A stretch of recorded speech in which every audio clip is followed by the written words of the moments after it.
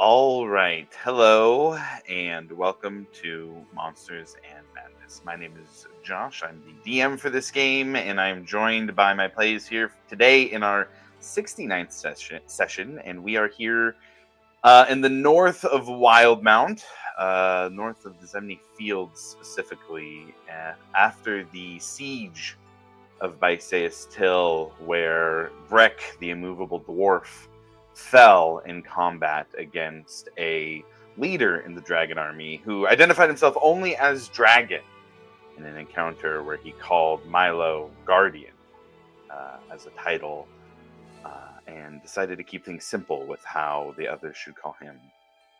After Breck died, the party spent some time tending to their wounds, tending to the city, and grieving. And with a bit of anger and a new Warforged friend from the fallen city of Zydel, named Ash, the party headed north. As Milo was communicating with this Dragonborn leader, he offered a deal. The body of Breck for the Warpick. The Warpick dedicated to Tiamat, the last piece needed to bring through the Betrayer God to raise Exandria and start fresh from the ashes of everything that is currently keeping the world the way it is. We are, after walking through the dragon army to make that deal, the party found themselves negotiating with Dragon, with Alivor, now Angus the Dwarf, offering a duel with Dragon to decide the fate of Breck's body. Varric then stepped forward and said that he would be the one to take him on. With terms being set, no magic allowed where either side could quickly leave. And just Varric and Dragon fighting each other to the death, with whoever wins receiving the pick or the body of Breck. That is where we are going to begin today. We finished the last session with the Dragonborn from the army coming down to collect around Varric and Dragon. And as the party sees Varric prepare and finish the last of the conversation with Dragon, the mage of the group begins to raise a ring of fire around the beach. And I'm going to change the vibes up here because I think we're definitely at that point.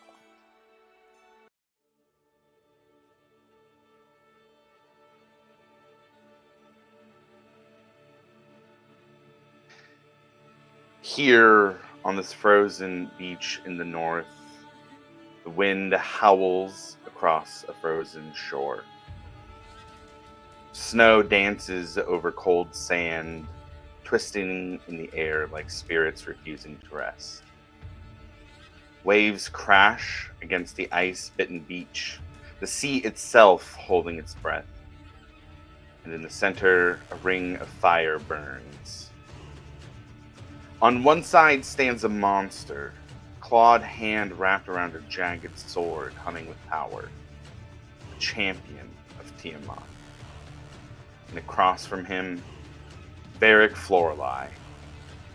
His armor glows faintly with frost, his grip firm on the haft of his great hammer, luminous.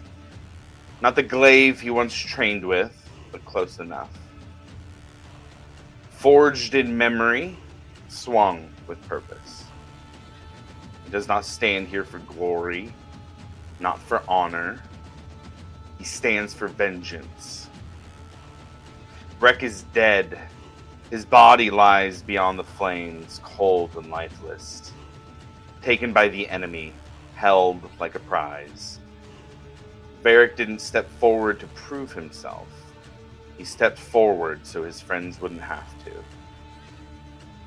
So that the bard who already gave his life and identity doesn't lose it again. So the wizard burning with dragon's fire isn't consumed.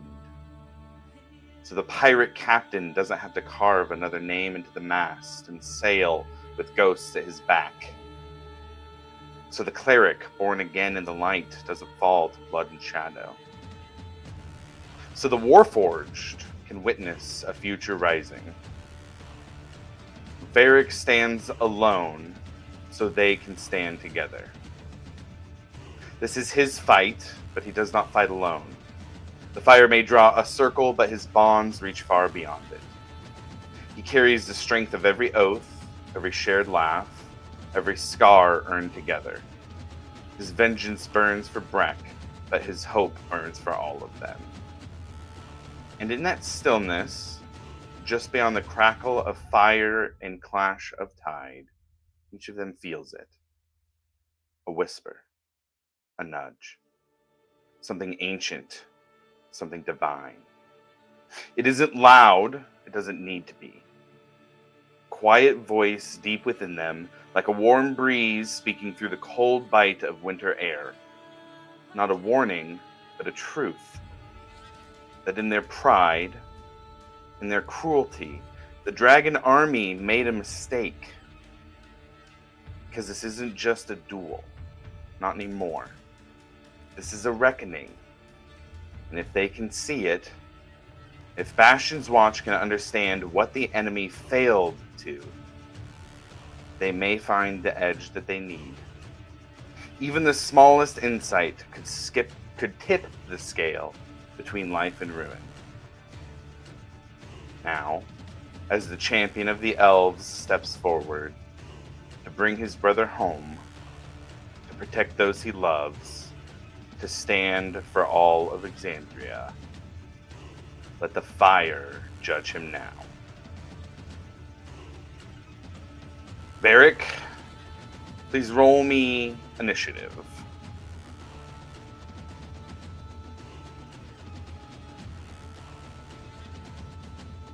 It's 10.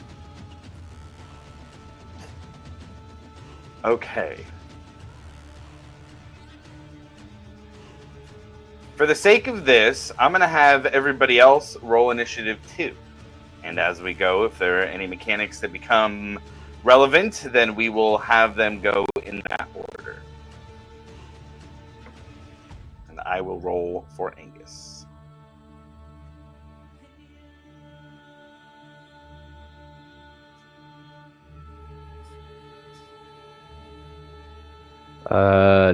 Natural 20 for Grim for a total of 25. Damn. Starting off hot. Got 9 for Ekamos, 20 for Angus. How about Ash? 16. And 16 for Milo as well? Yep. Okay.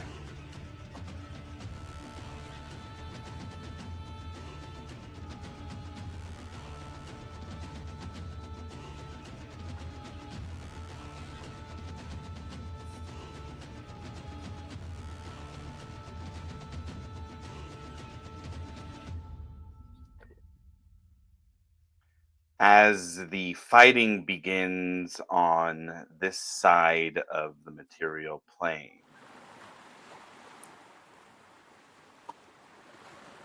Breck has his consciousness come to a little bit differently. The cold is gone. He doesn't have any more pain in his chest. There's no blood in his throat. No struggle to draw more breath. Just warmth. The scent of salt and sea. The hush of waves tracing soft lines across golden sand. Breck opens his eyes to light. Not blinding, but soft, alive, vibrant with meaning. He lies on his back on a beach that feels right. Not familiar like a memory, but destiny fulfilled. Breck, you've been here before, not in body, but in dreams, in moments of quiet prayer to the Wild Mother, in visions whispered across still water and starlight. This is the place that she always showed you. It's the shore between dreams. The spiritual reflection of the cold beach where your body now rests, silent and still, amid the wreckage of war and the roar of fire. But here, the sea is calm and the sky is kind. As you rise to your feet with your bare toes digging into warm sand, you see someone waiting at the edge of the tide. Fovek looks at you. The same easy stance you recognize from when you spent time with him on the ship. Arms folded, a lopsided smile beneath his braided beard. That'll took you long enough, brother.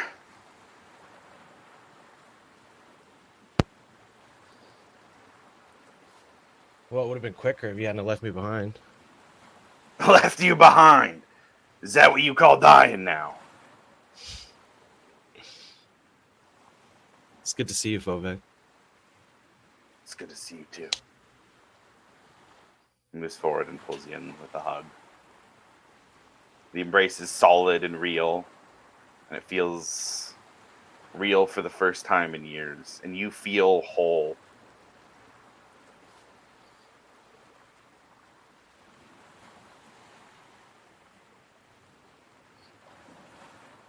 What do you do in this moment?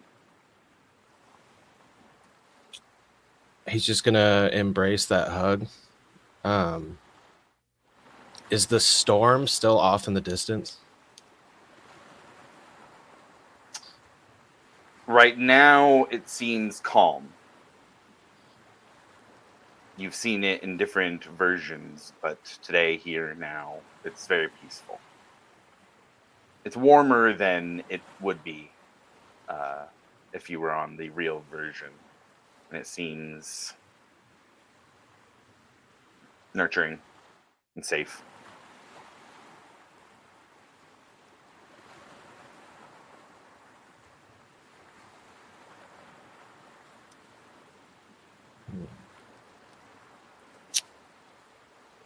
He's just gonna step out into the water.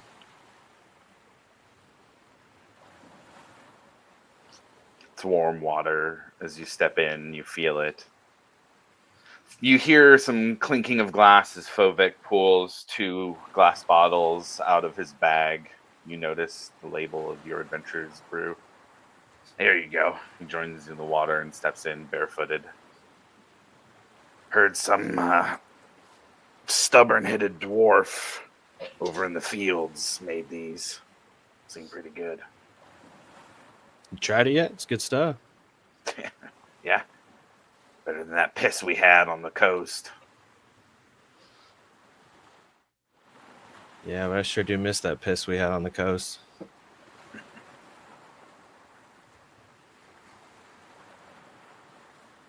Breck, behind you, you hear a clang of steel.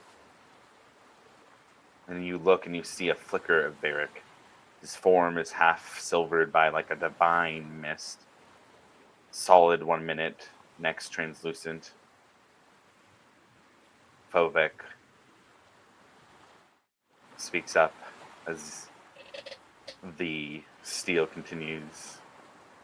They're calling you back. The Wild Mother brought you here. She ain't the only voice in the wind. Listen. For just a brief second, you hear voices, a crowd. You can feel your friends. Even if you don't hear their voices, you feel their presence here on this beach.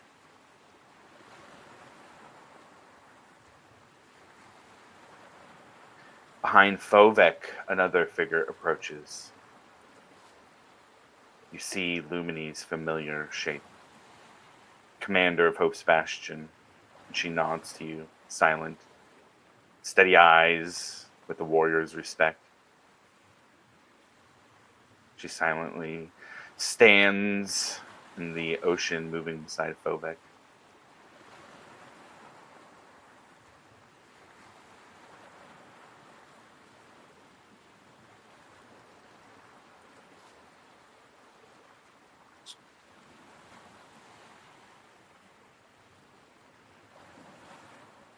He's just gonna look at Lumini and he's gonna say, I'm the one who awoke in the war pig. So I'm the one that failed you.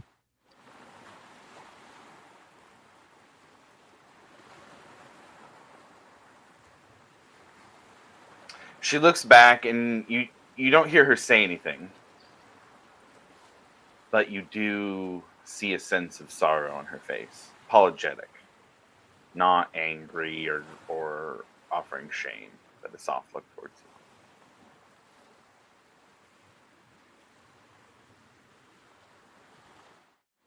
Vovek speaks, however. Breck, you can't hold every death in this world on your shoulders.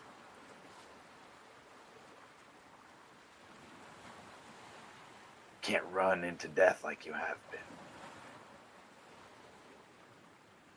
Yeah, I'm here on this beach waiting for you. No matter what happens, I'll be here on this beach waiting for you. Whether you stay here now or come back later.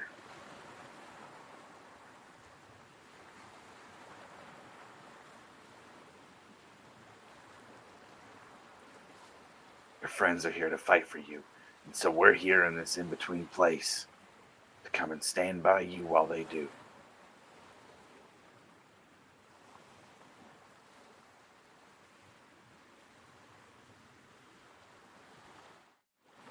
Will you stand with us and watch them?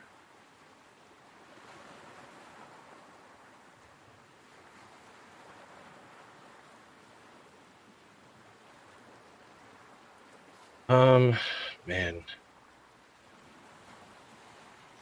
He's gonna walk over to where he saw the flash of Varric fighting. Mhm. He's gonna reach out to where he was at and just try to cast Shield of Faith. You try to touch that Wild Mother magic and go and cast a spell, and there is no paladin magic to tap into here. You don't feel that same connection to the material plane that you drew from the Wild Mother. But I do want you to roll a religion check at advantage.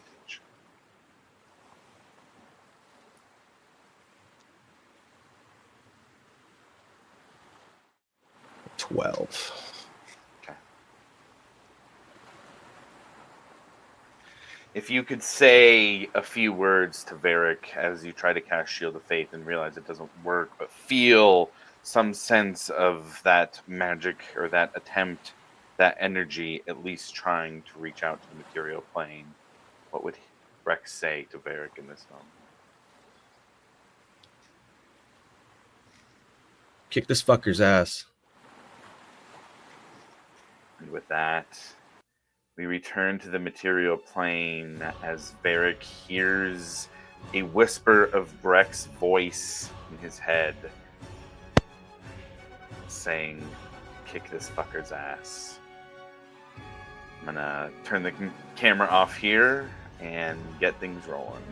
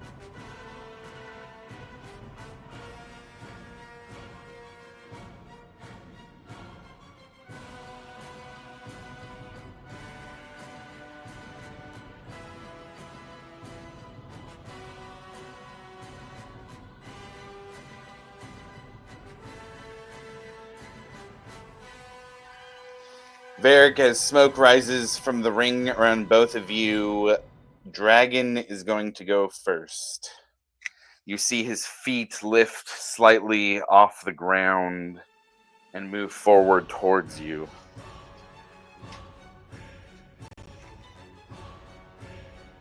It's going to go about 35 feet up to you.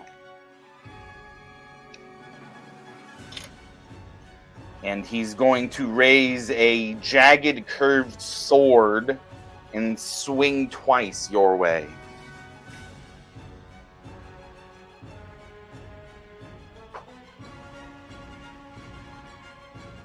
First attack is a 26 to hit. That hits.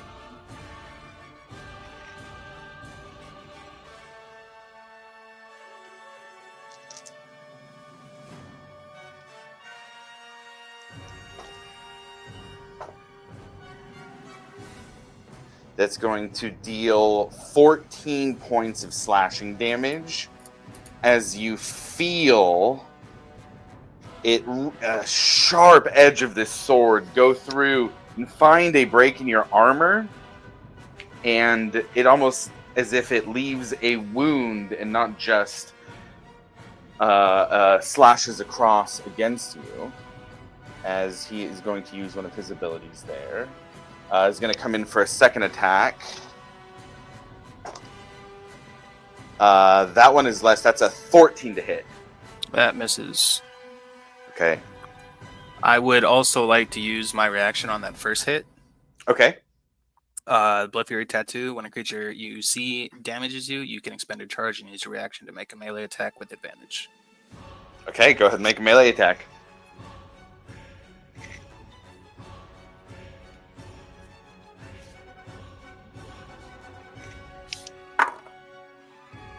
Uh, 32 to hit. Misses. No, that hits. Also expend one of the charges of the Blood Fury. Okay, sure.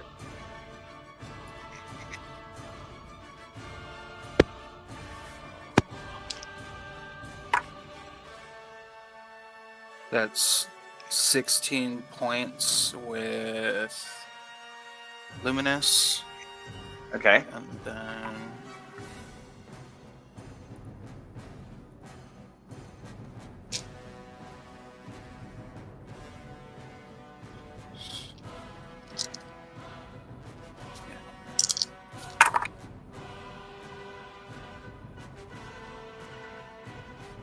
man, that was a good roll.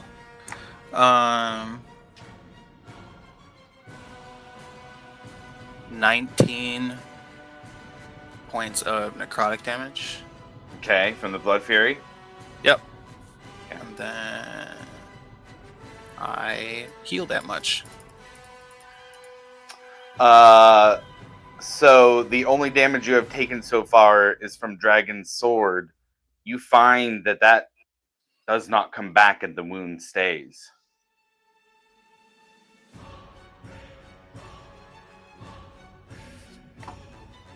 So I can't heal. The 14 damage that you took from that sword is not healed from that Blood Fury regen. Okay. Is the way I will put it. Okay. His second hit is going to miss. He's going to stay where he is.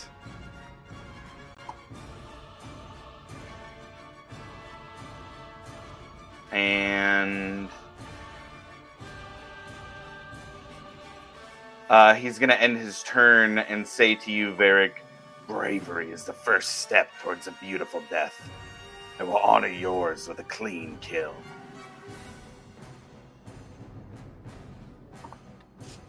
Grim, you were actually first in the initiative. I was going to give everybody on their initiative chance and offer to say something to somebody since you guys all have the telepathic bond going. So I'm going to go back and actually give you that here. Anything you want to say or do. Oh boy.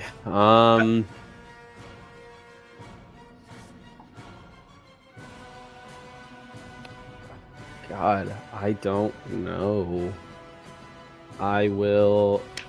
There's very clearly like a rules in place here to not get involved in the fight or anything, but just Right. if there's and you could just say no. There's just spectate, just be here. But for the sake of this round design. Can I don't know if this would be a perception or an insight check, but not on like the little goon squad that's like kind of surrounding, but more of like the heavy hitters, like the dragons and stuff. Can I just kind of look around and see like if I can gauge like, are they focused on the battle or something else? Like, kind of take a quick scan to kind of get a real readout of the surroundings and stuff. Yeah. Give me a perception check on that. That's fine for that. Yeah, sure. Perception is 18 plus. Where are you? 18 plus 6. So 1, 2, 3, 4, 5, 24. 24. Yeah, pretty good. The fight. Everybody is riveted on this fight. Watching Dragon fight like this is a rarity. Everybody is very much so engaged in the fight. Okay. I will. Everyone is really engaged on the fight. I will. Does the telepathic connection work? Like, is it like a one way where I have to talk to one person, or everyone? It's like an open broadcast. Everybody will hear it. Yeah, everybody will hear it. So if you want to say something, then like one person could respond, but everybody would hear it. Okay, I guess at this moment, just based off of like everything that's going on, the only thing I could really think of saying is, I'll say to the group that everyone seems to be so locked onto this that if we decide to make a move, it would have to be quick. But it looks like this isn't like seeing this guy fight isn't a common occurrence, so everyone is really focused on this, and that's really all I can think of. Angus is next in initiative. He can't do anything to operate within the ring. He is going to step over to Milo and put his hand on his shoulder and use Bardic Inspiration. Give Milo Bardic Inspiration. Ooh. That'll move us to, man, Varric 10 is rough. That'll move us to, dude, I'm so sorry. It's so anticlimactic to have you at 10, but the dice are helping out here. So that goes to Ash. Ash, what are you doing? Milo, you're on deck for something.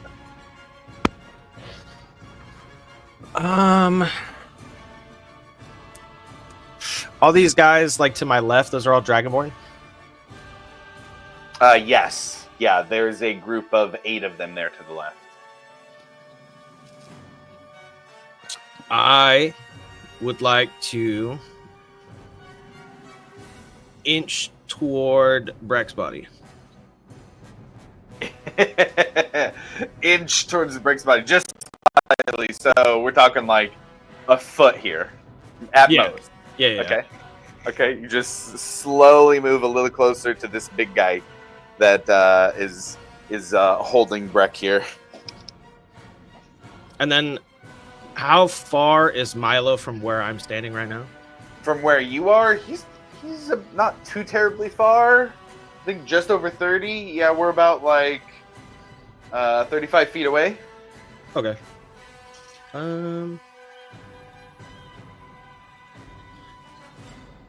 Yeah, I'm just gonna hang out. Okay, that'll move us next to Milo then. Milo, you have a turn in initiative. You can say something over the bond, or do something that's not affecting combat, or affecting combat, but then you'd have to deal with the consequences of that. Yes. What are you doing? Fireball. No. Okay, so where was Milo standing?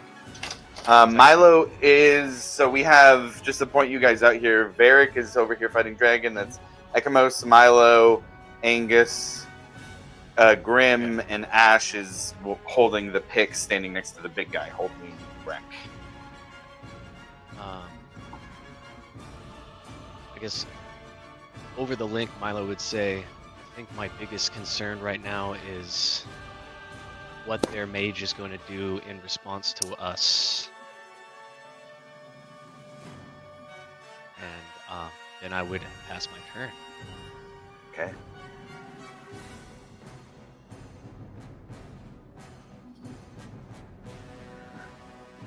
All right. There are a whole bunch of people who would have some turns go there if it came up. And then that takes us to Varric with a potential Ekamos move after that. Varric, what are you doing on your turn now that Dragon is up close? I am going to. I'm going to quick cast haste. Okay.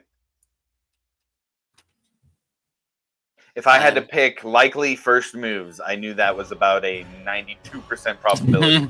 There was a few that I'm thinking about. I knew it was not, there's potential other ones, but I knew a haste was likely coming first. So yeah, quick cast haste. I'll do my Vow of Enmity. Okay.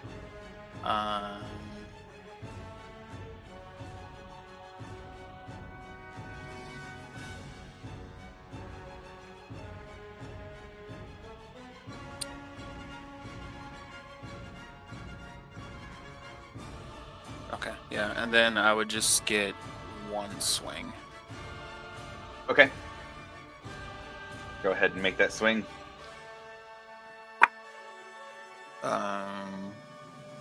29. 29 does hit.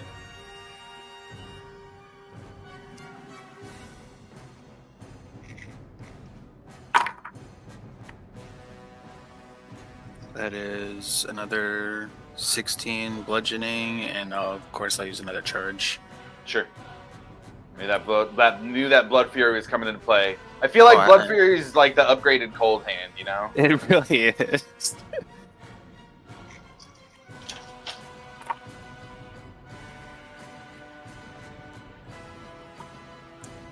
That's another 12 necrotic.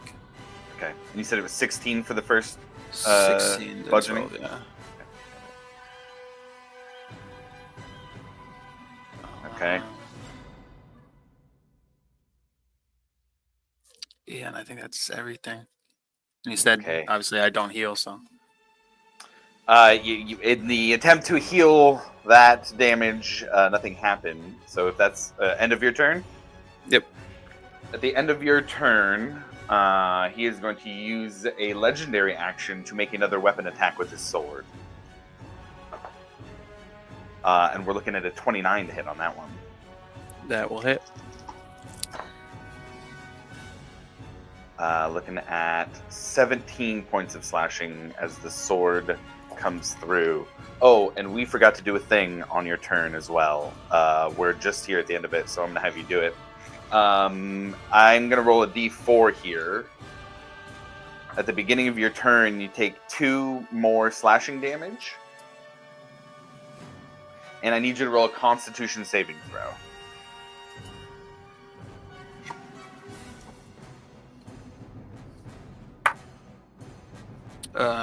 25. 25. Okay, so that wound does not stay open. It will not stack. However, on the weapon attack on your turn, that will add. It does feel like there is another wound here.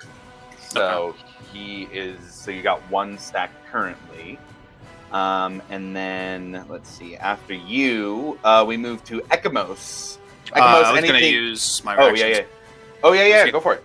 Just do the same thing I did last time. Cool. Yeah, you have it back since you had your turn start. So there you go. That is 30 to hit. Yeah, hits. I love that the dice are having Varric not hold back here on 29, 30, 32. It's the advantages of having advantage. I know, right? No kidding. I'm 13 bludgeoning. Another charge.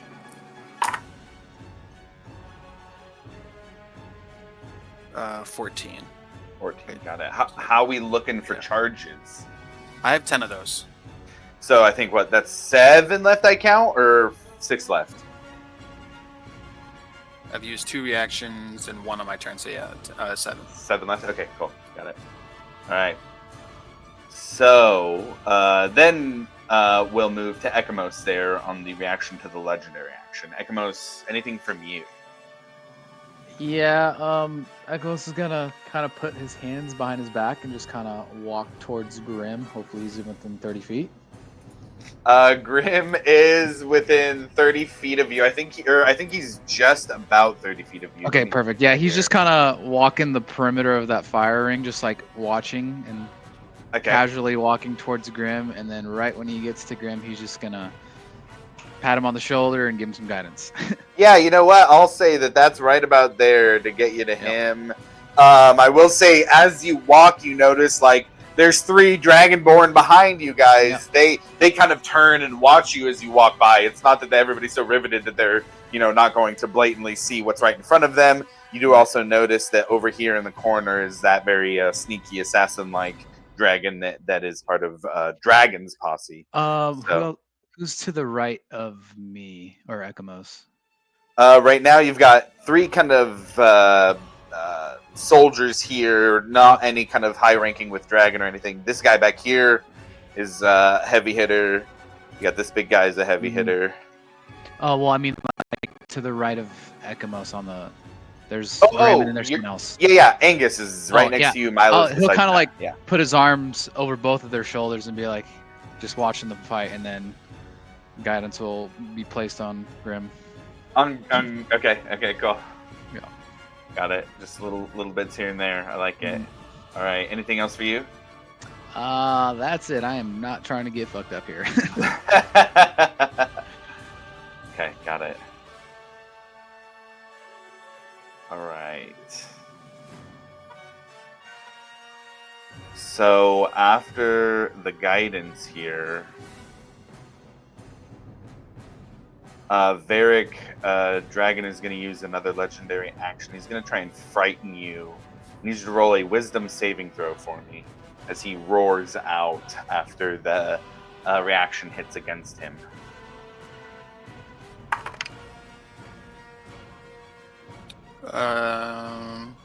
That is going to be 28. 28. You hear the roar, and you look, and you almost see like some of his own soldiers seem frightened by that, but you stand steadfast as he makes that roar using those legendary actions for that ability. And as we finish that round there, we're going to check back in as Breck sees these ethereal, almost mirage-like images of Dragon and of Varric in this fight. Breck is standing next to Fovek and Lumini. They kind of silently watch. You see at one point Fovek reaches down, grabs out another Adventurer's Brew, cracks it, and passes it over to Lumini. Anything that Breck says or does here? He's gonna walk over to Fovek. He's gonna say, man, I want nothing more than to spend the rest of eternity here with you. But we don't always get what we want. And he's just gonna dive headfirst and start swimming away from the island in the water. Okay. As Breck moves to jump and start swimming, he grabs his wrist before he's able to jump in. And you turn back, you see a smile on his face, and he says, I'll be waiting here either way, brother. We'll get eternity. You do what you gotta do. I'll see you. See you then. And he lets go. And you dive into the warm waters and begin swimming. What are you doing as you swim? What's your goal here? I'm gonna swim until I reach the shores that they're fighting on.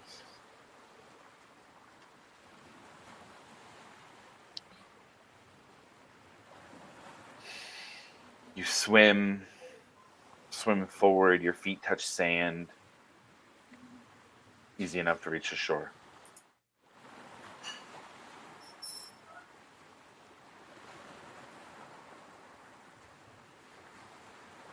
What do you do from there?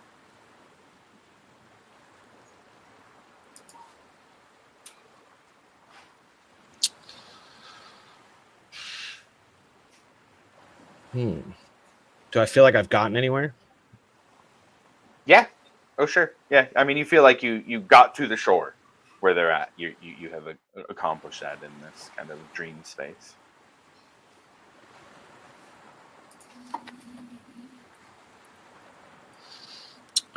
Can I see everyone? No. Just Varric and maybe flickers of dragon, but you don't even see dragon. It's flickers of flame.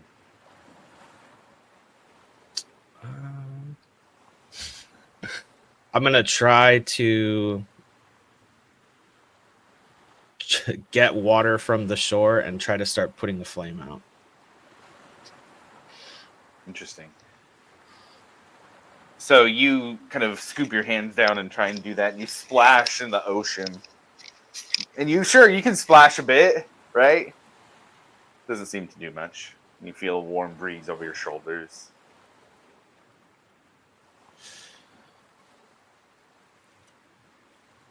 Oh man, he's just gonna kind of, I guess, wander aimlessly. He's frustrated, doesn't know what to do.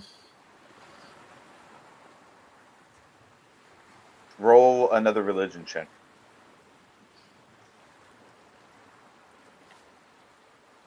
This one's a 7. 7. You kind of think out for answers, but you're not connected to your paladin magic. It's hard for you to feel that connection. You can't make any waves here yourself, just splashing physically, not connected to any of that magic. But if Breck were going to think of a way that was not necessarily right now, but a memory of a time with Varric, where he had taught something to Varric, or Varric had learned something from him that might help him in this moment. Doesn't have to be something that actually happened in game, maybe something that would be a side story for something that happened off screen at a camp or back at Hope's Bastion.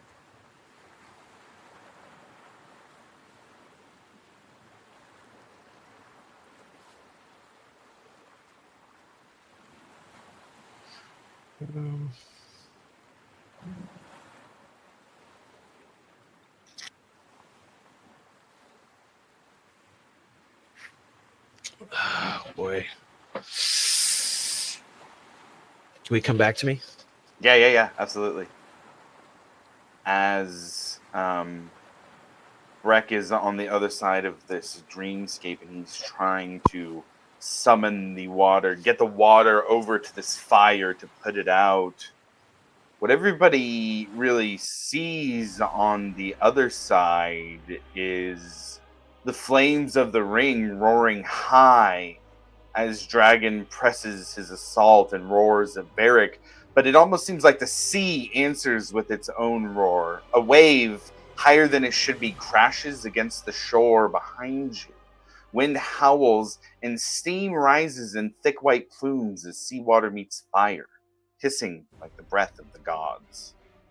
The flames around you dim, Varric, just for a heartbeat. The mist clings to your skin, cool and familiar, and in the shadow of that steam, you feel the presence of your friend. Unseen but watching, protecting. As we move back to the top of initiative, Grim, is there anything you're doing on the outside of the ring?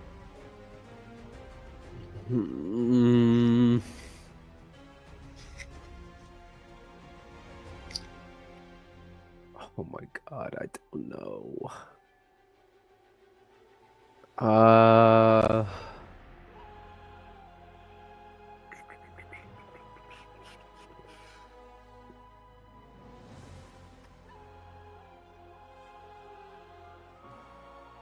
Do I know where that mage is positioned? The bad one?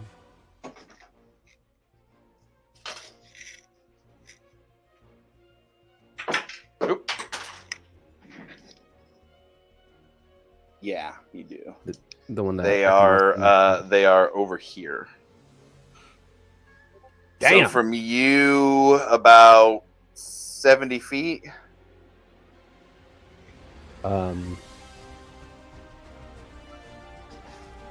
I will just remind everyone that if things get absolutely hairy, we do need to do something. And we need to distract the mage. I still have everyone's favorite, Oh, I knew you were going to Especially say it. Josh's. I knew you I were have going to say it. I have 6 more smoke bombs that I can toss. So say the word, and I will do my best. Varric, I hope you can hear me too. I know you're a little busy, but that is a possibility whenever you need it. And yeah, that's my turn. I guess that's all I got for now. Okay, that'll take us back to Dragon. Dragon is going to make... You know what? Yeah. Varric, he is going to fly back and up 15 feet.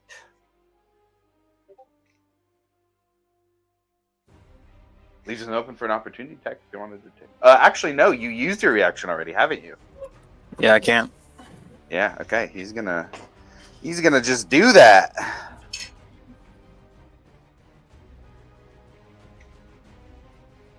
He is gonna then, yeah, that's gonna be great for him. So he's gonna go up 15 feet. Actually, no, he'll go up 20 and back 10. So it'll be 20 feet in the air above you, 10 feet back from where you are.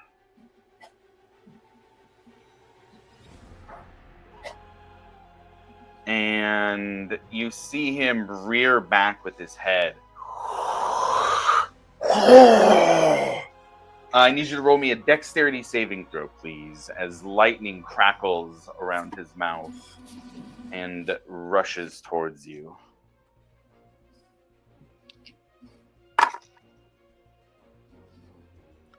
It's 21. 21, that's a save. It's good.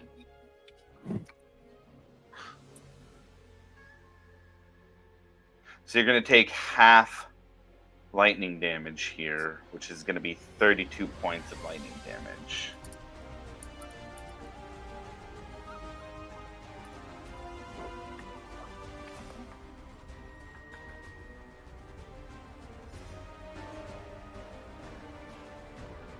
And I think that's going to be it for him. He's going to end his turn there.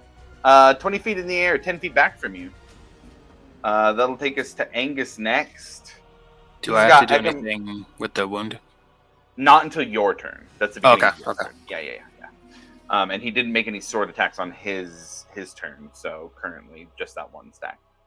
Angus will be next. I'm going to go ahead and have him do another bardic inspiration to Ekamos, who's right next to him, who gave him guidance. So just some quiet things going back and forth here. Let's see. Ash, you're up next. What are you gonna do? You inched closer to the big guy in Breck last time. I would like to get like within arm's length of Breck's body, Okay. and then I'm just gonna look up at the big guy and be like, "This is a really nice war pick, man."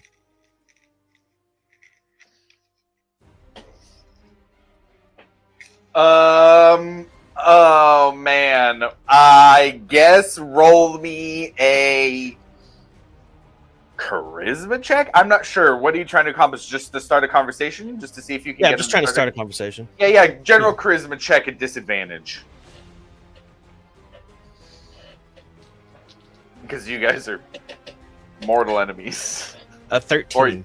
13. You're hanging with their mortal enemies at the very least. A 13. Lucky 13.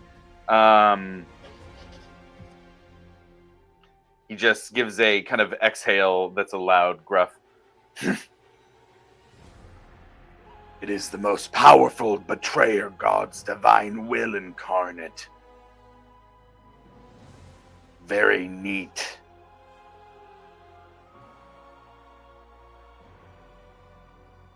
That's all I'll say back. About how tall would you say you are?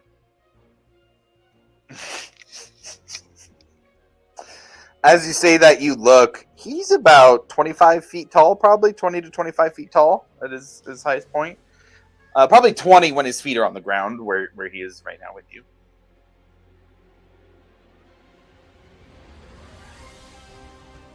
Yeah, I'm just gonna kind of size him up. Okay. That's my turn. Okay, got it. Milo, that takes us to you next.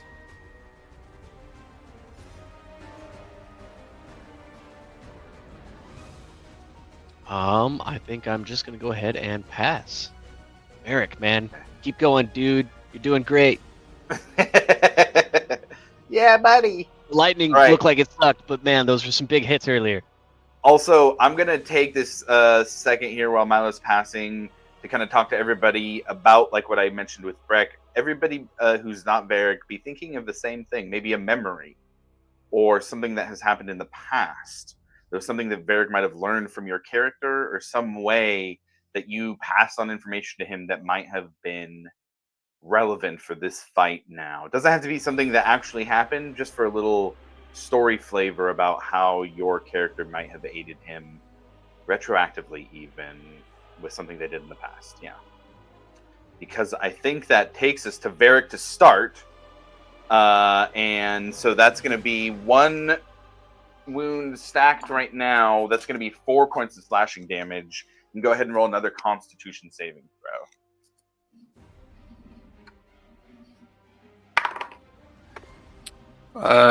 It's 24. 24. Okay, so you're back to 0 for wounds, and you have taken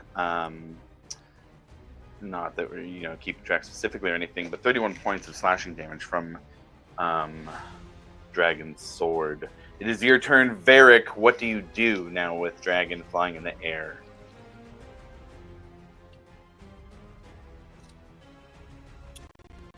I am going to use Greater Invisibility. Oh, very interesting. And now I go poof.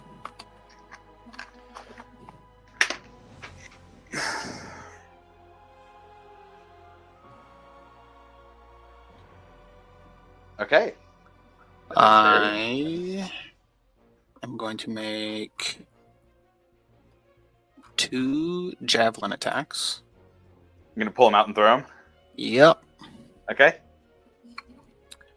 And I will use a charge on each of those.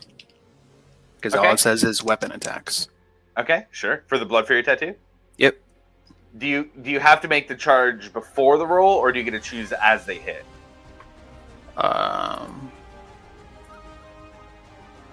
Just because you say When I hit. Okay, but Okay, yeah. just making sure. Okay, just making sure. Yep. What you break it down. Yep. Cool. When you hit. Okay. First one is 27. Yeah, hits him. Hits him.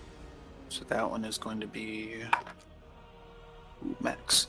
That is 12 points of piercing. Okay.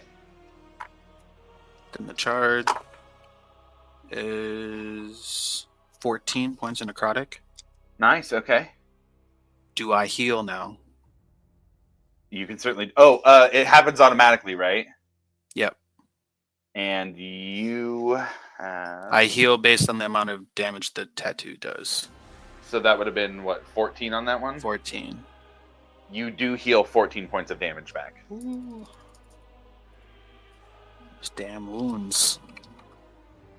Then the second attack is 16. 16 misses. Okay, I figured. All I have is bonus.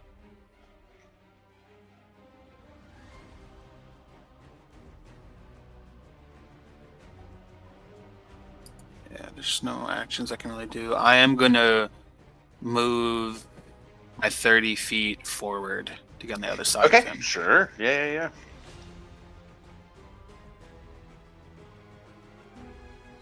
30 feet forward. Got it. And that's my turn. Okay.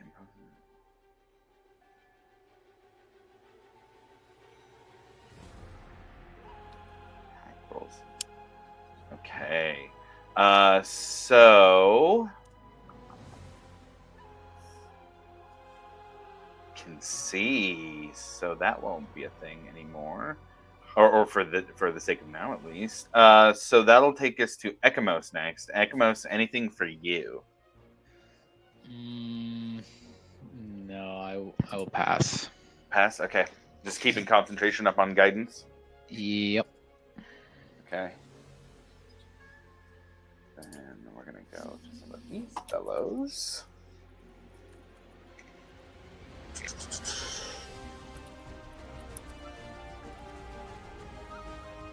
Well, Meiji boy is gonna move closer, about 20 feet, as he paces around the circle, seeing everything happening. And that is going to take us back up to the top at Breck. You're on the shore now. I'm going to keep up this this vibe because Breck is getting closer to the party and where they're at least on his side of the spirit.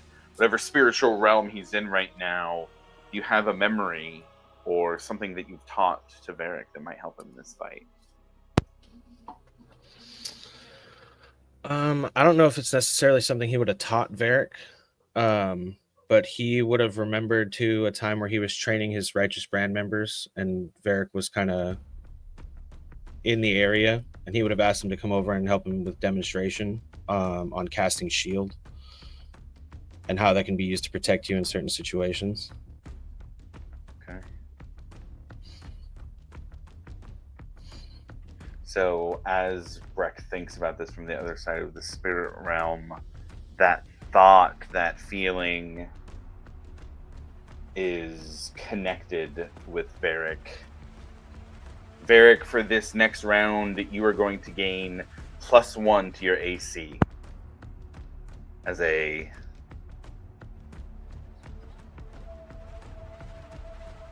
blessing from the afterlife from Breck. Can Breck see his body in the afterlife? Go ahead and roll a perception check with Breck stats. That's a physical thing. A 9. 9? No. Okay. No, there is a pile of algae, though. Off to the edge of where Varric is, maybe 40, 50 feet. Looks like it is flickering like the flames of whatever is fighting Varric. He'll make his way over to that and just start digging through the algae. Okay. And we will come back to Breck. The top of the next initiative. Johnny Grimm. Varric goes invisible as Dragon turns to the sky. What do you do next? Oh man, oh man, oh man.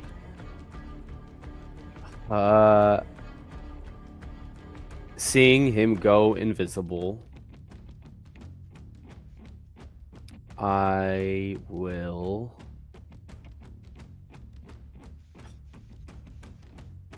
guess just crawling back through the memory banks here, John, like Grimm will just think of all the times that he's used stealth to his advantage, both with the party and when he wasn't with the party and everything else in between, kind of like a flash of your life kind of instance, you know what I mean? Sure. Where he's like replaying every memory that he's ever had of using stealth to his advantage in like a split second. And in that moment, knowing like just trying to be as cunning as he can with it, I guess the only thing I could really do is try and use that experience of stealth and communicate that to Varric in the best way that I can to see if there's any way that I can guide him to using his maneuverability while he's invisible, and try and guide him to the best way forward as like, hey, if you move here, he'll think you're here, or some way, shape, or form. Sure. Like, Yeah. No, I catch you know? you. Yeah. And I mean, he's invisible right now, so and looking back at the memories you've done, there's been plenty of times where you were in the shadows or invisible yourself, and Varric, can easily think back to those moments and see the things that may have given you up, or even talk with you about the things that kept you hidden. Right. But yeah. that will give Varric, I think in this case, because he's already invisible, I think Varric, go ahead and add +1 to your dex this round until Grimm's next turn as well here. So it'll be through the AC will be through the top of initiative. The Dex will be through where Grimm's is, so essentially the top of initiative as well. There'll be any ability roll that involves dexterity or saving throw as well. Get a +1 Dex from Grimm's influence of doing things in the shadows previously. Anything else for you, Grim, that you want to do for yourself?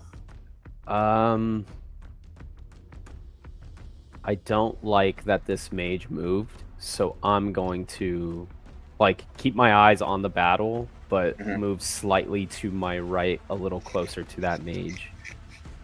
Oh, to the mage. How much closer? Other side of Milo, this side of Milo?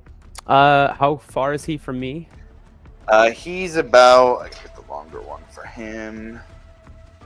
He's now about 50 feet from you. I guess I'll just get right to the other side of Milo. Right to this side of Milo, sure. Yeah, kind like, of I'm see what still he's within the doing. party. Yeah, the both of you kind of start to slowly pace around the circle, almost to converge a bit. Yeah, and that'll be pretty much what I have. Right. That takes us next to Dragon. He looks around down at the battlefield. Not able to see Varric.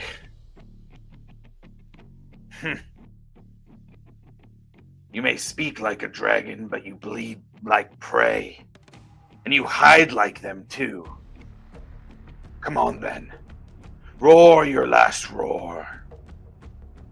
I'm gonna roll to see if he gets a thing back. He does not.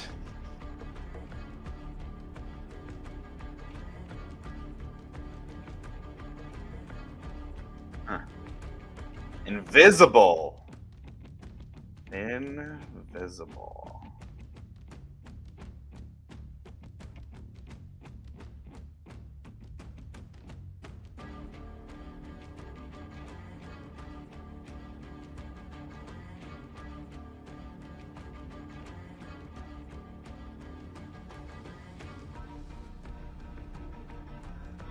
Be detected by any noise it makes or tracks or leaves. Attack rolls against the creature at disadvantage. Your attack rolls have advantage. Okay, got it. Okay. So, Varric Dragon is going to drop back down to the sand. Follow your footprints to where you were. He has to make his attacks at disadvantage at the very least, but he is going to make 2 sword attacks against you.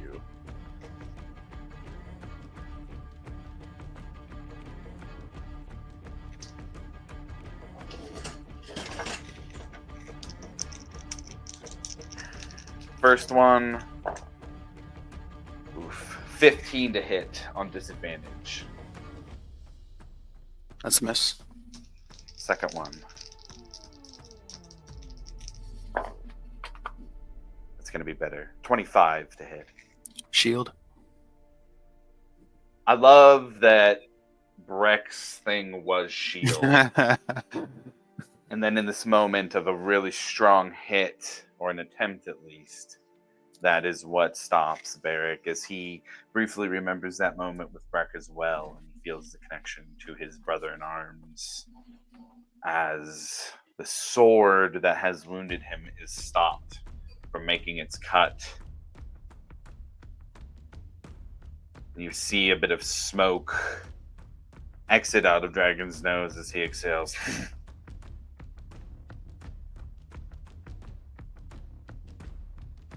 He is going to stay where he's at. He is going to use a bonus action here. And you see him reach into his pack, or pocket, I should say, his belt, and take a potion. How's he looking, by the way? A little better after the potion. Otherwise, he's taken some hits. He's not otherwise... doesn't seem like he's bloodied or anything. I guess would be the way to put it. Oops, did that backwards. Yeah, he's not bloodied. He's taken some hits. You've dealt some good damage to him. but he doesn't look like he's worn out or too tired or bloodied. Status. I have a question. Sure. If you're concentrating on a spell and you attempt to cast a spell that requires concentration but it fails, does it still break concentration? I believe so, but that's a good question. I'd want to take a second to do just a little bit to look into it. Okay. Yeah, let's see. I want to get this right here because this is big stuff happening.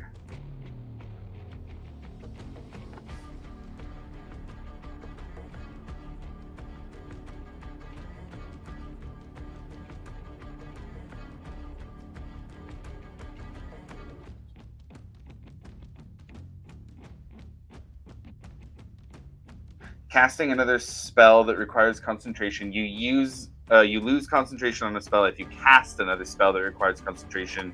You can't concentrate on 2 spells at once specifically. So the act of casting is the break point. So whether it's a successful cast or not, it would break.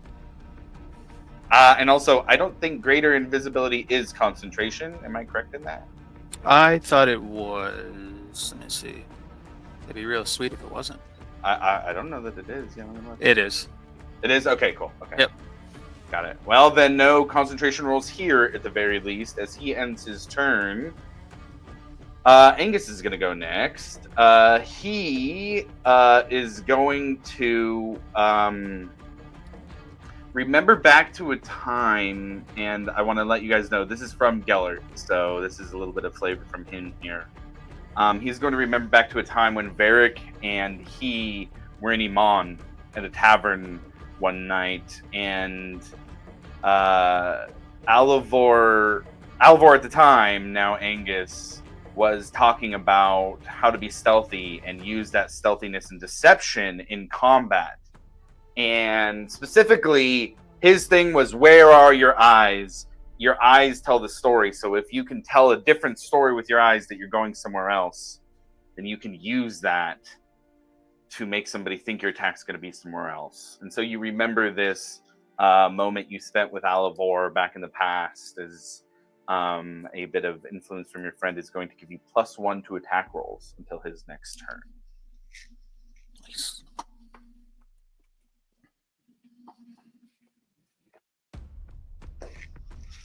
We are going to move. Actually, you know what? He's been passing out Bardics. I think that's a good thing to have him do as support since that guy's not here. So let's give out a Bardic to Grim too. So we've got Ekamos, Milo, and Grim all with Bardics passed out.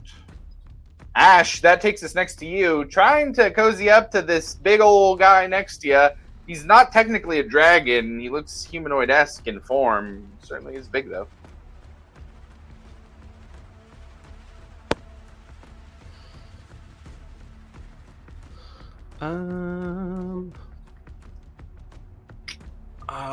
He's just gonna shout out. Taking a potion in a fight to the death is dishonorable. The rat with wings dishonors all of you.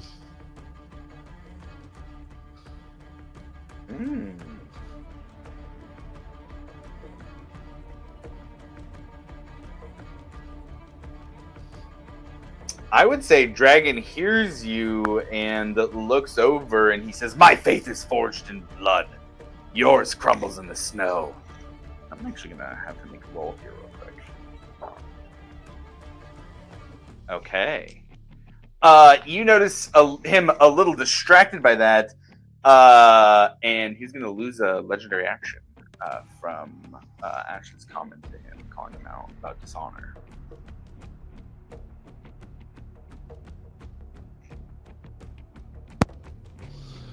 That's it. Yeah, that's all I'm gonna do. Got it.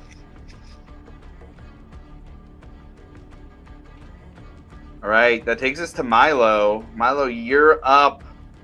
Varric is gonna go after you. What are you doing? Over the communication link, Milo says, if your opponent if his name is true and he has any real kinship to dragon and dragonborn, then he'll know the anger of when someone takes what he thinks is his And the people who actually are paying attention would notice that Milo starts to kind of get real, starts to clench his fists, and why I'm so angry because Breck is gone. Why I killed those 3 people outside of my house is because they touched my stuff. And he starts to get like shoulders start to arch, and he starts to get really angry and starts to emanate a very intimidating aura. Maybe you can use that against him.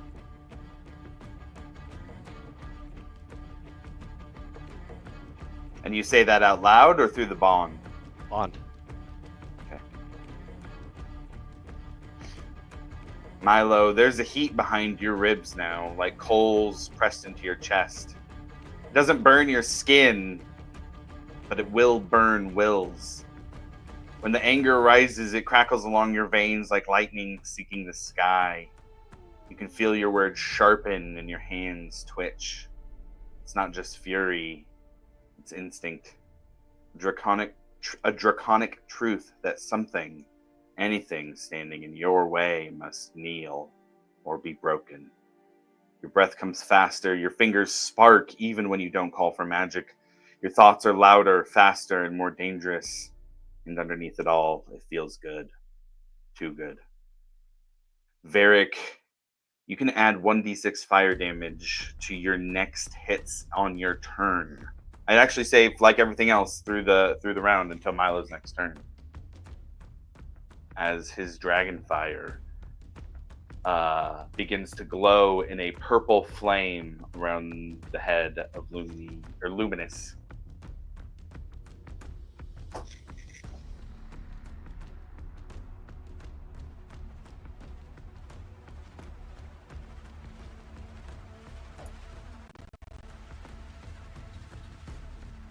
That takes us, actually, before it takes us to there, after Milo's done, Dragon is going to use a legendary action to make a disadvantage attack against you with your 25 AC.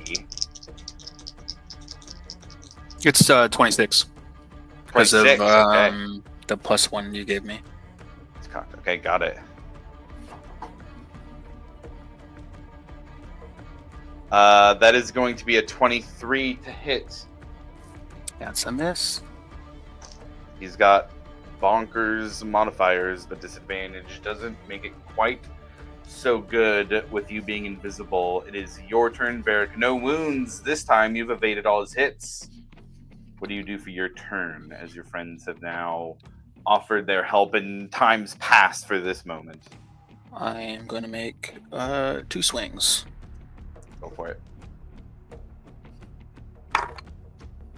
First is 28. Hits. Second is 31. Both hit.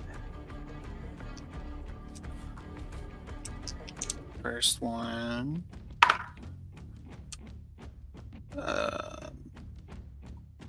11 bludgeoning, and we'll add a charge.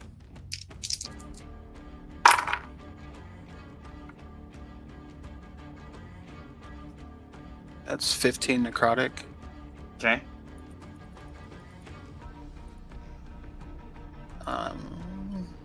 Second damage. Ooh, much better on that one. That is 17 bludgeoning, Nice. and of course a charge. Yeah.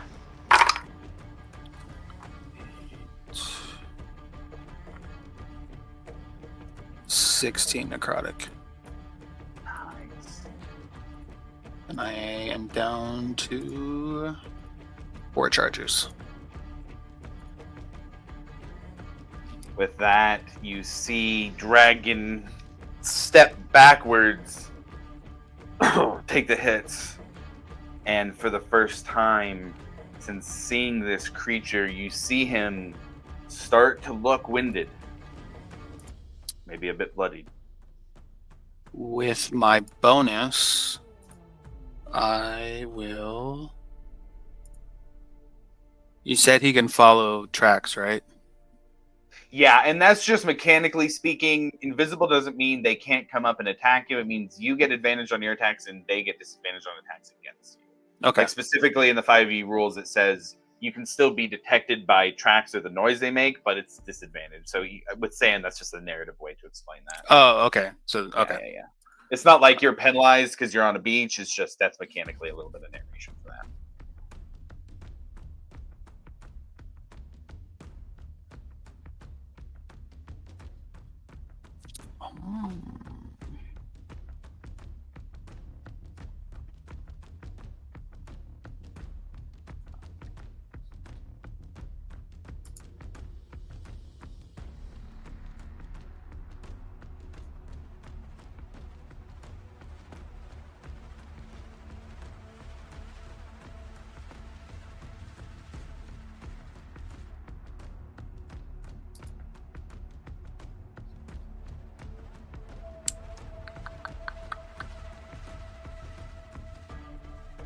Yeah, fuck it. I'll try that.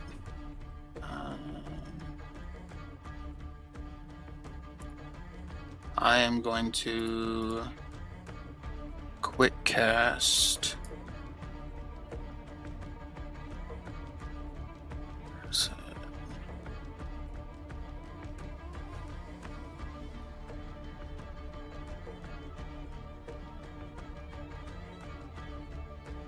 actually, no, I won't do that.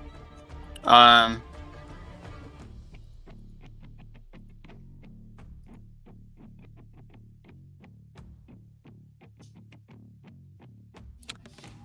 will. Sorry. Oh, on your 2 hits, did you add the 1d6 fire for each of them? Oh shit! No. Yeah, you got 2d6. Yeah, add 2d6 fire for Milo's addition. There. For the 2 hits, that's 7 points of fire damage. 7 total. Okay, cool. Every point counts here in this duel. Yeah.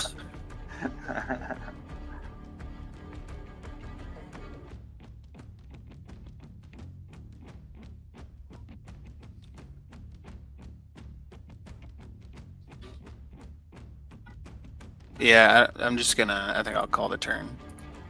Okay, got it. At the end of yours, he's gonna go for a legendary to try and for his last legendary he has this round because he had one taken out. So he's gonna try and do a disadvantage attack against you while invisible still. See if we can get something through. Ooh, that saved a crit at least. 24 to hit. I'll use another shield. Another shield? Okay. So that'll put me at 26 again. Okay. Alright, that'll be his legendary. After you're done, that takes us to Ekamos. Anything you're doing? Yeah, Akmos is gonna try to do a prayer here with his amulet. And Who's he praying to and what's the prayer about? Let me give you some so details it's on that. gonna be the Dawn Father in regards Okay. to his sister helping him like deal with the whole bowl situation. And Uh-huh. I'm pretty sure he was brought into that conversation too and kind of like guided him through that whole ordeal. So Okay, he'll like cool. reflect on that and ask, I guess, for to look after him while he's like in this combat scenario and like just, I guess, give him guidance in the sense, or not guidance like the actual spell, but like help him throughout the fight and see if he can Yeah. anything as far as like what the Dawn Father would do, I guess. Right. Okay, got Just it. praying for his friend. Okay, cool. Hey, so roll me a d20 for a religion check here. It's a religion check. Just roll me a d20 for that. Okay. And then don't add any modifiers. Hey, Okay. Varric, just to give you a little bit of breakdown on for health stuff, it's not purely everything healed back. Right now, 92 is your max. Oh. Does that make sense? You know what I'm saying? So those hits on your turn, they would have gotten you to 92 and stopped there. Okay. 18 on the roll for that flat roll. 18. Okay. And then you can add 9 temporary hit points on top of that. That will land on top of that. Okay.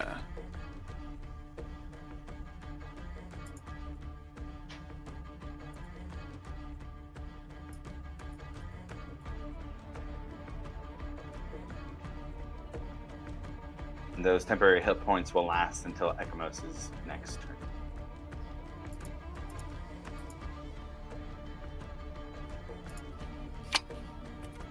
All right, that takes us back up to the top. We have had ways that we've affected this second round of combat here. Checking back in with Breck as combat moves into our third round. Not necessarily anything for a mechanical advantage or anything like that, but on the other side of the veil, what is Breck doing as he watches with Fovek and Lumini behind him in the ocean staring into the scene? Breck closer, tearing through the algae, continuing to go through the algae, or what is Breck doing? He's just going to continue digging through the algae. Okay. You tear through, and you can almost feel the physical nature of it right when you first touch it, but it's almost like it turns ethereal as you do. And your hand passes through, and every time you try and grip it, as you try and pull it away, you just can't. And the pile of seaweed stays there. Johnny Grimm, that takes us next to you. What are you doing?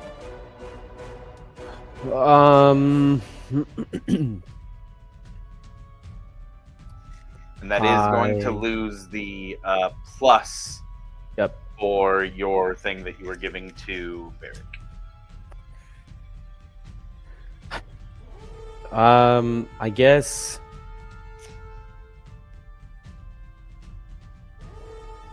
Oh man, I feel so helpless.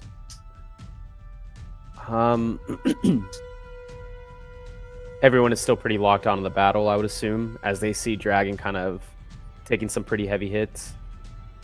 You can roll a perception check if you want a real detailed talk. Sure, I'll do that. I want to kind of see what this mage is thinking as he steps closer and stuff, while everybody else, because... Yeah, I'll do a perception check. It's going to be a 16 plus... Hold on, 16 plus 6, 22. 22. Yeah, so I would say that most eyes are here on the ring of fire still in the fight happening between. The mage is keeping an eye, kind of darting between the fight, Ash, and the group of the four of you. He's, I would say, out of everybody outside the ring, he's the most focused on other things now in this third round.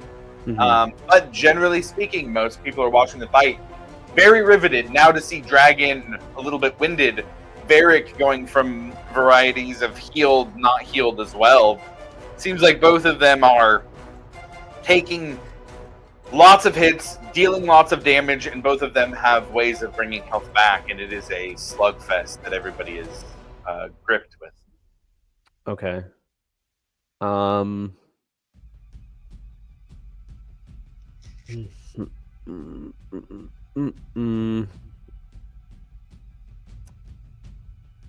I guess all I could really do is, I guess, seeing how everyone's kind of just like locked onto this, and seeing how Varric has taken advantage of the invisibility.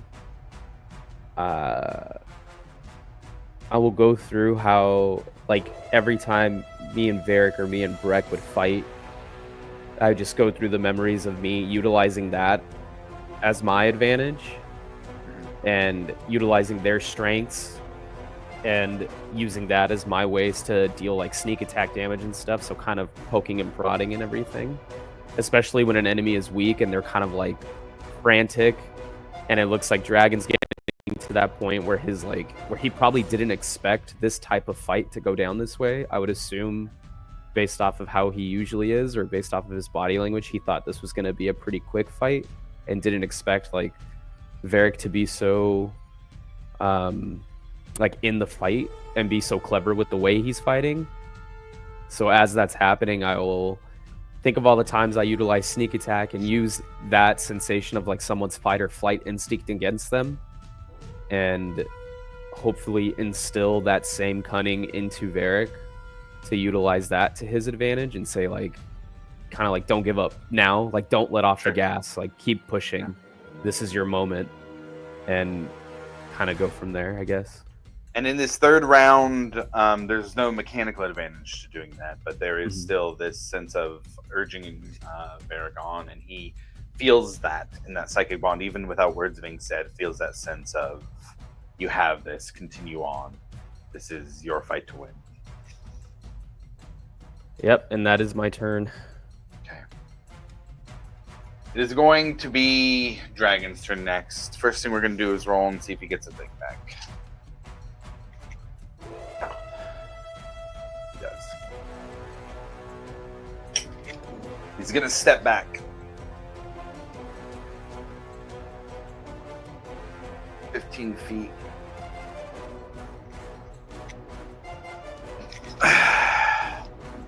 And you see rage in his eyes, Varric, as he looks down at the wounds on his body. A thing does happen at the beginning of his turn. And we're going to change the vibe just a little bit here, too. As you see his wounds just slightly heal at the beginning of his turn. He, with rage in his eyes, is going to look up at the sky, and all of you hear this loud 5-dragon roar as the sky above seems to rip open, not in rain, but in fire, and 5 streaks of crimson flame tear across the heavens like claw marks. For a moment, the wind stops and the battlefield stills. You feel it, something vast and ancient, watching through the tear in the world. Dragon throws back his head and laughs. A fanatic cracking sound as his scales shimmer with unnatural color. Red, blue, green, black, and white. The gift from Tiamat. And for a moment, the Dragon Queen is here in spirit, her hatred filling the air like poison. He rears his head back and as electricity crackles around it. Varric, I need you to roll me another dexterity saving throw.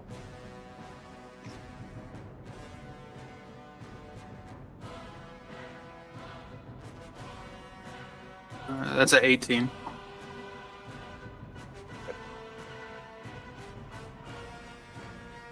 Half damage is going to be 21. That is also going to, I think, trigger a concentration check of 10. There's no modifiers to this, or? No, it's, I believe, Constitution saving throw. Oh, okay, cool. Yeah, yeah, that's 26. Yeah, plenty fine. Yeah, plenty fine. So you are able to keep up the invisibility. He is going to move forward still, back up to you. Used his action, but he wants to stay close.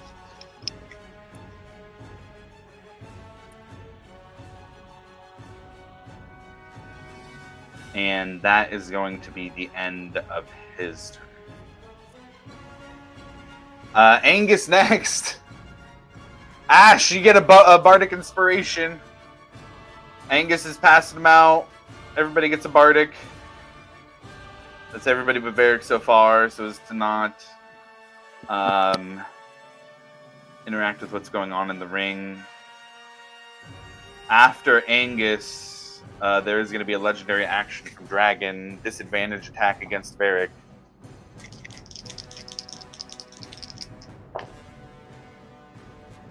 That one is 16 and 19 on the dice. It's going to be a 27 to hit. Ooh, that just hits. Okay.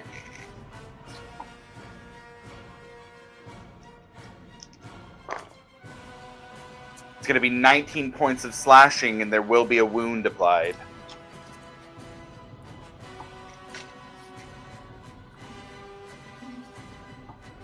That takes 10 down for you if you do your 9 temporary, so 82 is your new max. Gonna make the second attack here. Still, go ahead and make a concentration check. 10 again. What's your mod For Constitution saving throws? plus 9. plus 9. So 1 plus 9 is 10. I think that's an autosave. 10 is the lowest you could get, and 10 is what you need to beat it on the most basic ones. So I think it has to be over 2 over attacks on 22. a legend. Is 2 attacks on a legendary action? Oh no! I'm sorry. You're right. Yeah, that was legendary action. I was like, dang. No. Only one. Great. Ash, that'll take us to you next.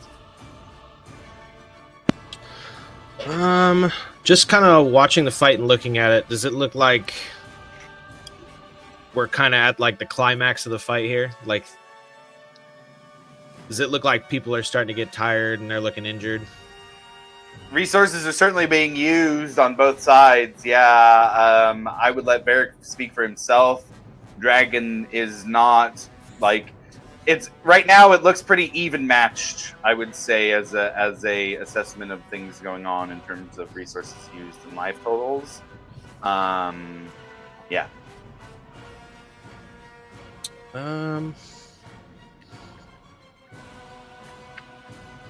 Yeah. I'll do that. Ash is just gonna start yelling, just malfunction. As he begins to grow, I'm gonna rage. Okay. Which I mean, I grow up to like 12, 13 feet. Okay, sure. Yeah. You get closer to the size of the large humanoid dragonborn giant that's next to you. Not quite as big, but you certainly are closer as he kind of looks at you and kind of gives a exhale. You see smoke come out of his nose. Do you do anything particular or just get bigger? I'm gonna swallow the war pick. Now that I'm bigger. I would say you definitely have this guy's attention. I'm And trying you to make it known too. I'm trying to distract a dragon. Is what I'm aiming for. You put the war pick in your mouth or attempt to. Man, you know, it's an awkward thing. You kind of, even though you're 12 feet tall, war picks are still pretty big. It would have to be a wide, disjointed jaw to get through, and you'd have to start shoving it in. And yeah, you start to do that, and you have to kind of turn the pick in a way that you almost have to like get the blade of it first going through your mouth and curve down into your system. And as you do, roll me a this is going to be man, it's not really a dex saving throw. You're putting it in your mouth, so I think it's actually just going to be damage. You're kind of giving up the save by putting it in your mouth. Ash, you are going to take, get all these here, 18 points of fire damage as the war pick kind of blasts out in this wave of divine energy. And you kind of see the smoke give almost like a shockwave back. And a distraction against dragon. Varric already has advantage. I would say you certainly have him looking at you. Varric, he might even mention to you briefly, like, your friend's attempts to destroy the pick will be futile. But yeah, I'll say you start to eat the pick. Cool.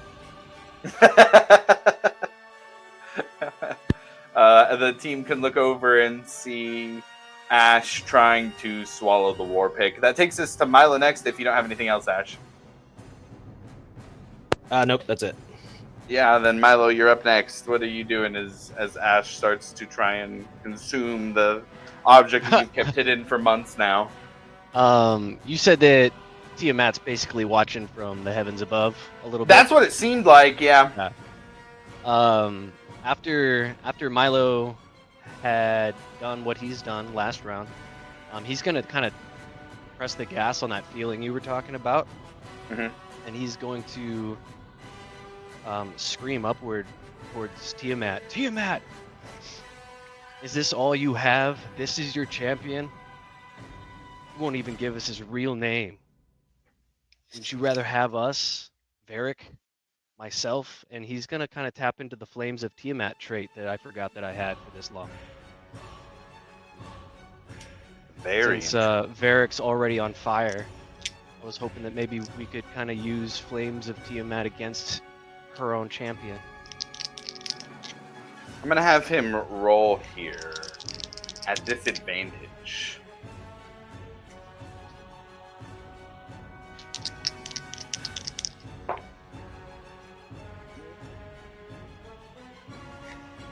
Milo, what's your spell save DC?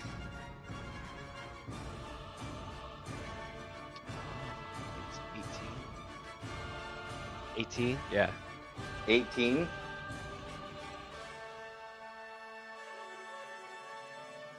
Yeah, I think he'd fail that. As you do that, it's almost like, right, you know, in Lord of the Rings, Sauron's eye turning to Sam and Frodo the second they drop the ring in the fire or get near in Mount Doom, and that's almost what it feels like as this fiery gaze turns towards you, Milo. And the ring of fire had been slightly reduced from the wave that had come up from the shore before this, but now it rages again up around, burning even brighter now. And Dragon, having seen Ash eating at the pick, I gave him disadvantage on the roll from that. Now failing the save against Milo using this distraction. Varric, I'm going to count this as almost like a next attack stun in a way here. If you hit on your next attack, it is an auto crit.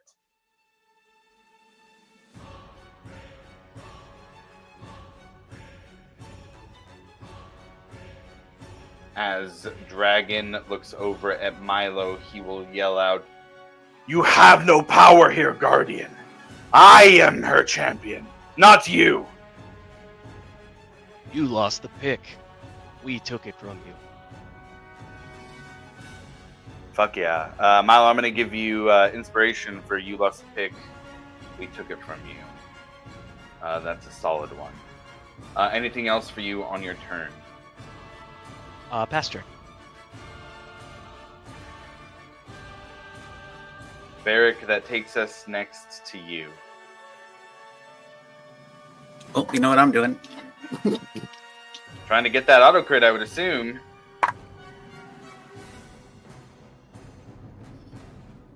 That is a dirty 20.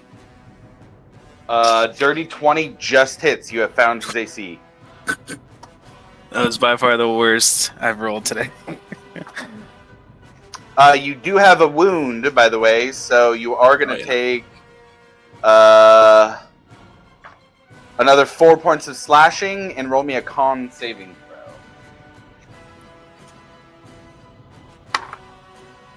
throw. 15. 15 is just going to make that save. That's what you needed to make it. You matched on that as well. So back to 0 on the wound count. Okay, so let me do the math on this. So that was a crit. A hit. Correct. This will count as a crit. All right. So I'm just gonna do this on D&D Beyond because that's a lot of dice. Yeah, absolutely. So everything I roll is doubled. Correct. I just roll twice, whatever. And I will be using a charge.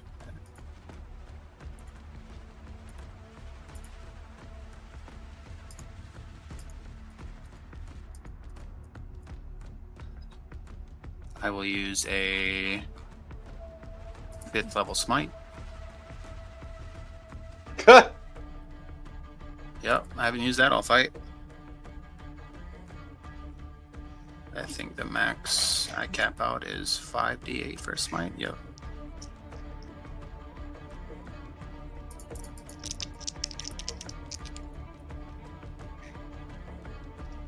Do I still have the fire or no? No. Okay. Not after Milo's.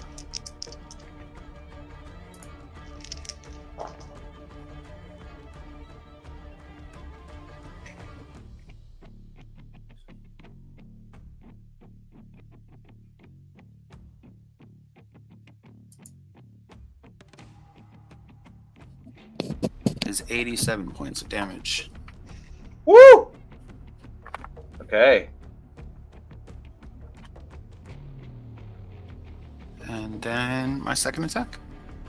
You know what? I'm gonna take a second here and do a little bit of narration for this one because this is a big moment here, and I wanted to add, just a moment for something of how this plays out. And Milo has distracted Dragon, and in this moment used Tiamat's kind of connection against him. And Varric, took this hit from the lightning. It wasn't straight on. He was able to dodge it, but has taken a fair amount of damage himself. But in this moment, it's not just Milo and your friends that you think of. You think of Lumini here also. You feel her presence here in this fight as well. As the last bit of energy that you have to put forward into this fight is pushed into this large attack, with your breath ragged and every muscle aching, every heartbeat a hammering drum. With Dragon's sword trailing smoke behind him, you hear a soft sound, a whisper. Not in your ear, but in your memory.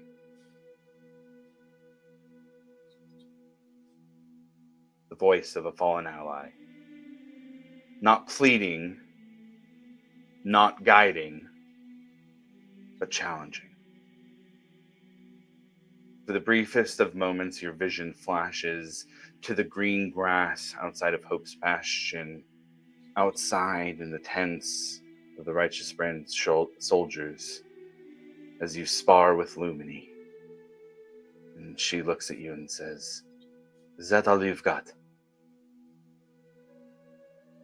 You look up, and snowflakes hang in the air like stars behind Dragon for just a moment. And the mist twists into the shape of Lumini, standing beside you, Beach. And then it's gone. And with that solemn instant of memory, your resolve hardens, and you swing down Luminous into your largest attack yet, with the divine glow of the Moonweaver lighting up the hammer, and it slams down into Dragon's shoulder, bending down the draconic armor that is inlaid with the ornate view of Tiamat, breaking that symbol, shattering his protective armor and the gems he used to honor her. As you do that, the dragons around the circle begin to roar. Milo, Grim, Ekamos, you hear hubbub all around you as weapons are drawn. You hear growls. Ash, beside you, the large dragon tenses as we are entering into the unknown, and they see Dragon hit with a massive attack. Sorry to take over your turn for some narration there, but wanted to add in that moment. Go ahead and let's see what that second hit looks like. I rolled the dice on D&D Beyond, but I forgot to add the damage mod. Oh, nice. So that's an additional, how much? 8. 8, okay. And yeah, I'll make my second attack.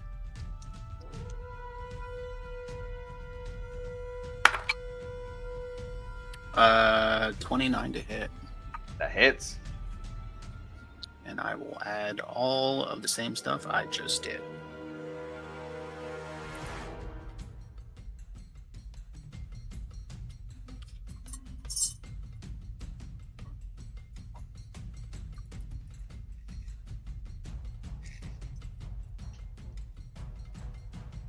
Yeah, so I'll just do the attack, another charge, and then another 5th level smite, but obviously it's not crit. Right. And I think by count that's Last Blood Fury? Let's see. I will have one left. One left. Okay, that's an important Blood Fury charge.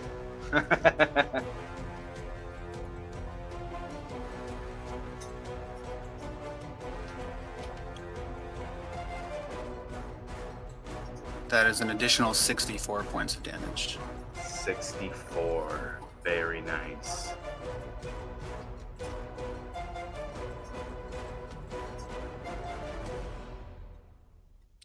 And then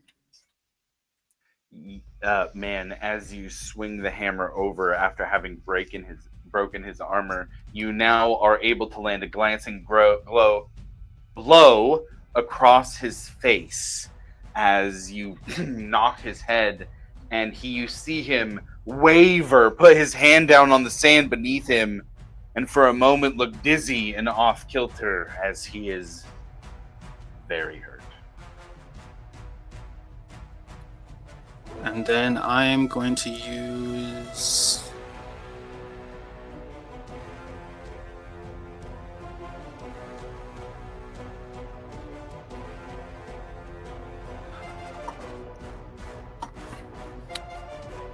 Let's see.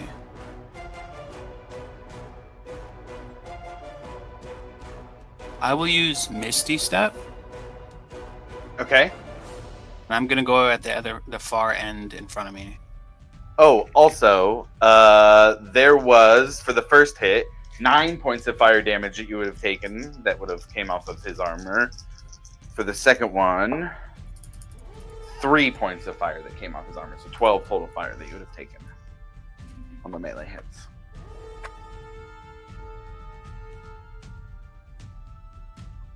Okay, where are you Misty stepping to?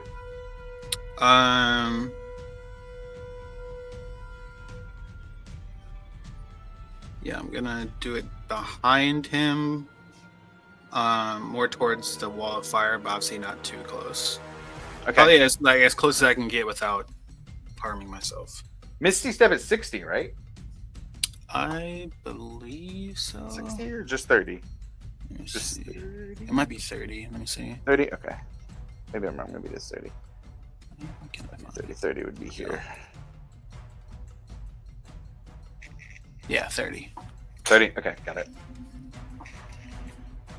Okay, you misty step off to the other side on the wall of fire.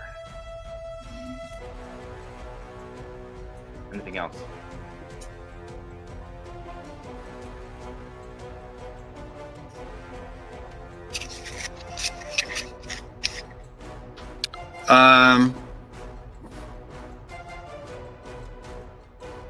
Actually, can I retcon that and do something? Sure, yeah, that's fine.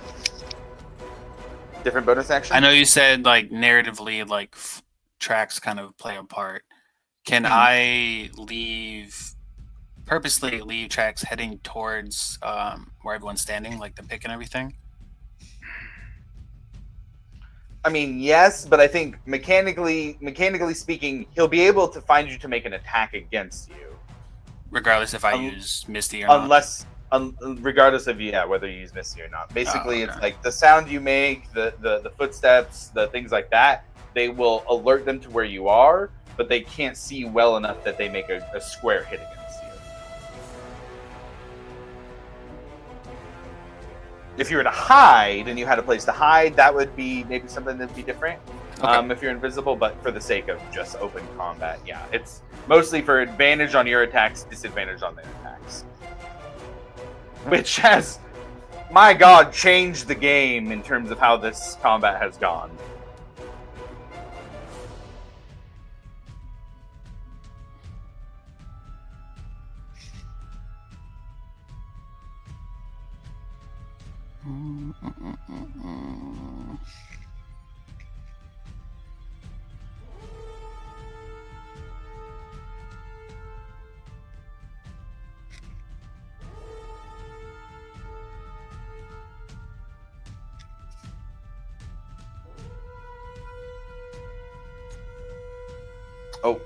Never mind. You're mod. Never mind. How is he looking? Oh, real hurt. Yeah, you were able to make a glancing blow against his dome in the last hit. He's very hurt. You have dealt out probably about 400 points of damage or so.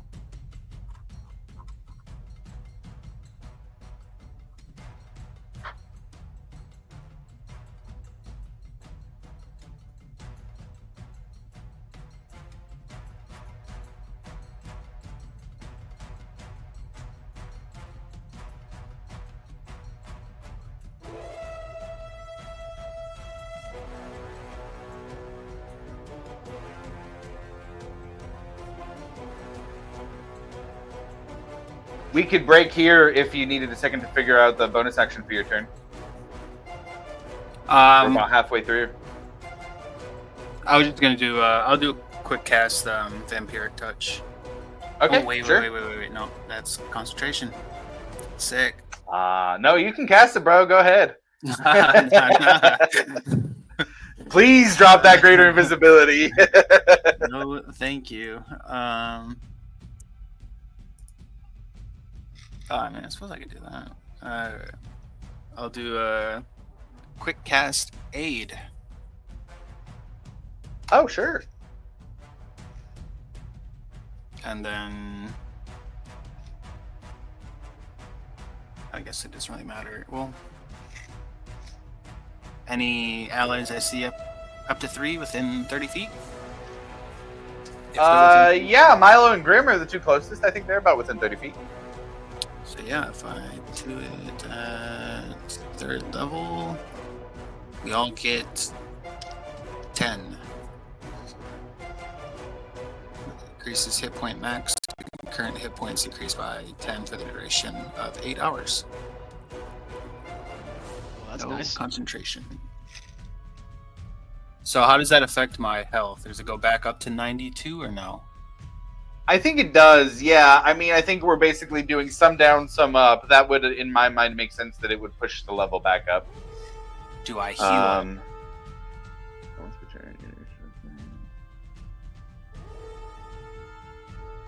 Hold on, let me see.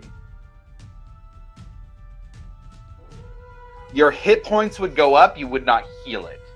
Okay. Yeah, your hit point max would go up, you would not heal it in this case. Yeah. Yeah, that'll be my turn then. I know that's a weird distinction, but Yeah. I think in terms of, yeah, you can't actually heal them back, but you can technically have your max hit points up higher. But yeah, it's a weird distinction. End of your turn, he's going to legendary action, try and make an attack against you. We're going disadvantage still because you're still invisible. Nope.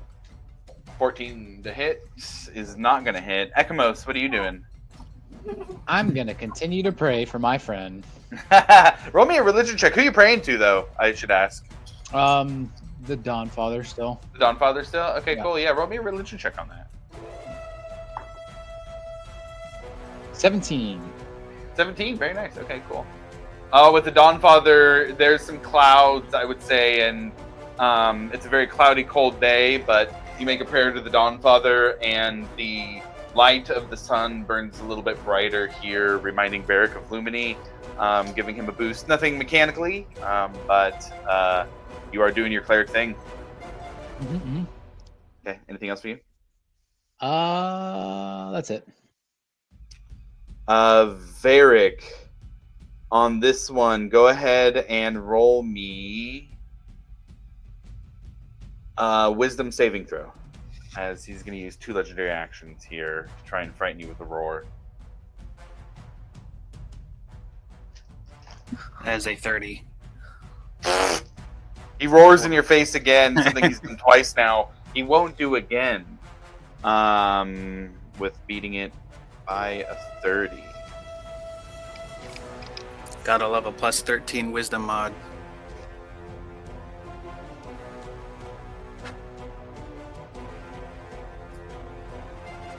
You'd literally only... Oh, God. Well, no, it's a little higher than 15 for that one. Grim, the mage is going to remove right up on you. And we're going to go back up to the top. Breck, you're digging through this algae, but it's not doing anything. It just keeps slipping through your fingers. The beach here is calm. You hear the waves lapping on the shore. You see the look of Fovek almost sad now as he looks at you and your futility of digging through the seaweed. But now you see Lumini up on the shores, almost standing behind the figure of Varric, watching the battle more closely. And moving along behind, across from Varric, behind Dragon. And you hear her whisper, "Is that all you've got? What do you do?"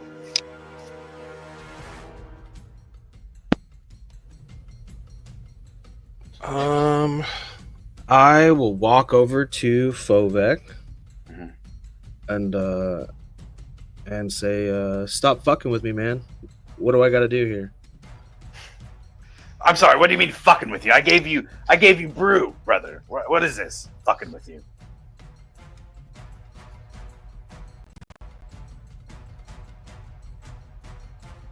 Says, Breck, it's not your choice. It's theirs. Oh, and hers. Current ain't settled. If they're strong enough, if you're strong enough, you might wake.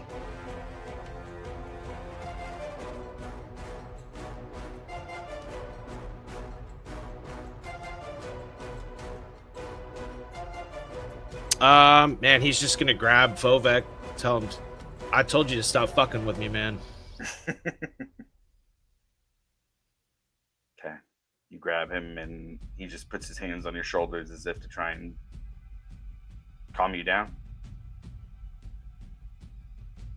Grim.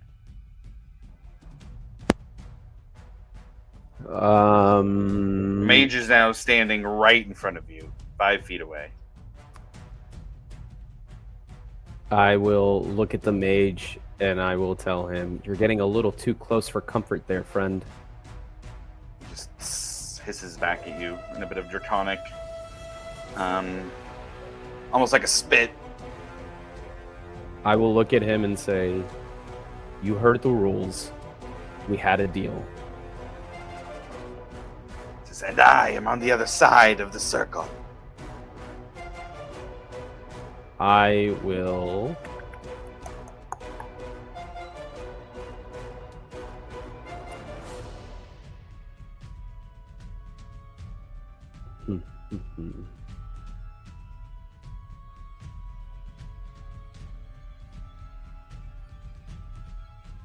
I will hold an action if I see this mage make any attempt to aid Dragon. Okay. What's the action? I got a smoke grenade ready to go off, baby. Right in his stupid face. You ain't seeing shit. Smoke grenade, got it. Okay, Yep. Anything else for you?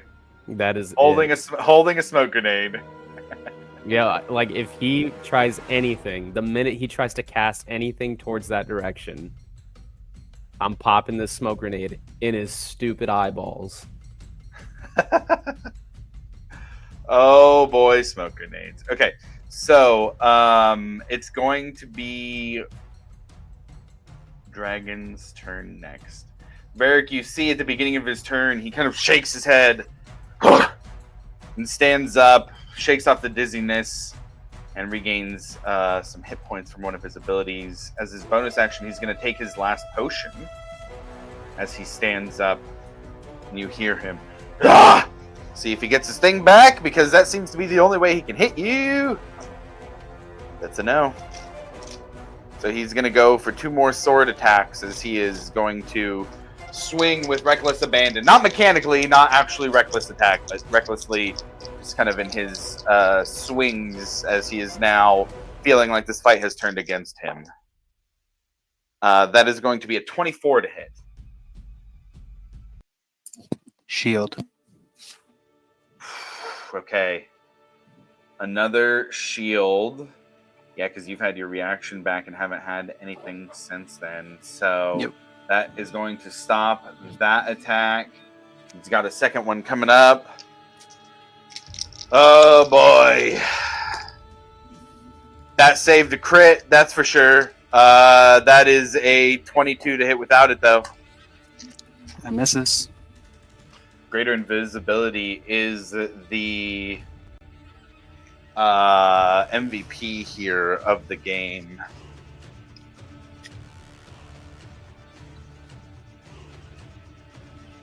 Dragon is going to fly 40 feet up into the sky above you. Straight up.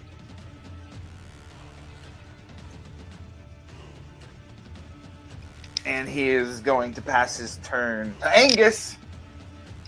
Angus is going to yell out, "Coward!" For the fly move. I don't want to do too much on Alivor's behalf, but I think that's a pretty safe bet for what he would say. Ash, that takes us to you. What are you doing? I'm going to use my bonus action to continue to extend my rage. Okay, sure. You continue to And then, stay large next to the guy, the big dragon next to you holding Breck's body. Now I'm just going to look at the big one and say, "You would follow that, coward?" He looks back at you. Your hope will shatter in the cold, just like your friend's body.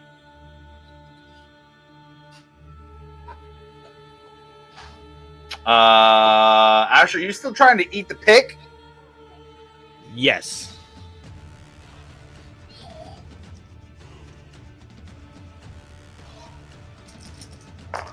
That is going to deal another 22 points of fire damage to you. That's going to radiate out. Also, it doesn't quite make it to the dragon and your allies, but it looks like about in a 10-foot radius, it kind of radiates out this time as you take the damage yourself, and the ring of fire kind of licks the edge of the ring of fire with its own flames. And then I pass my turn. Milo, you're up. How far away is Breck's body from where I'm? From you, Milo? Yeah. you are like exactly 30. Sweet. Okay, I like that. Can I kind of just maybe walk towards the fire without hurting myself? You can certainly try. I mean, how close are you walking? Not like just trying to get as close as possible, honestly. Sure. Yeah. Yeah, 5 feet up gets you right on the other edge of the fire. I mean, Okay. you can feel it's a burning flame. It would be an intense heat to walk through the fire. Burning hot. Still addressing like the sky and Tiamat. Milo kind of looks up and says, "Your champion flees. This definitely isn't a good look, and I am going to pass." Okay. You hear a roar of 5 dragons echo through the sky as you challenge Tiamat herself. And off in the distance, behind where Varric is, miles and miles across the frozen depths, you see 5 pillars of fire shooting up into the sky. The kind of mist and fog of the day actually blocks out from seeing where they're coming from, but you see them extend from maybe 200 feet in the air up into a mile into the sky.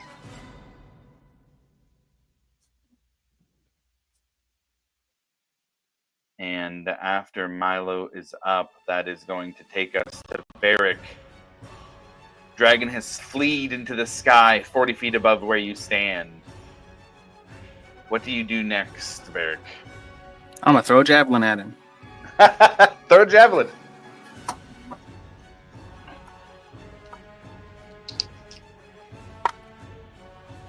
$26. 26 hits. I'm using my last charge as well. If I'm not mistaken, I don't have a wound on me. I don't think he hit me. I don't that think you last do round. either. No, he came close, but you shielded. So first, 9 points of piercing. Okay.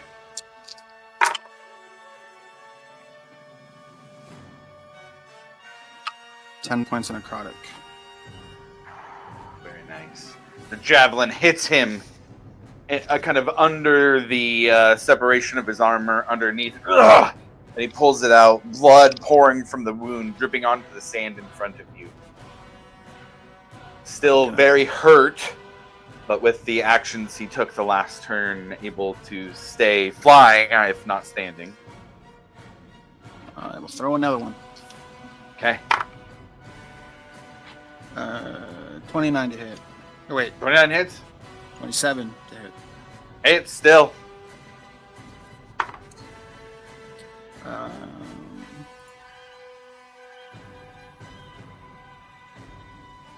I'm gonna throw a smite on that. Okay. Or do I have to say that? Does Smite have to be melee? That is a good question. I think Smite might have to be melee. Yes, you're correct. Never mind. Yeah. But that is 11 points of piercing damage. Okay. Fuck, he's still on death's door here as the 11 points of damage takes hold. Let me see.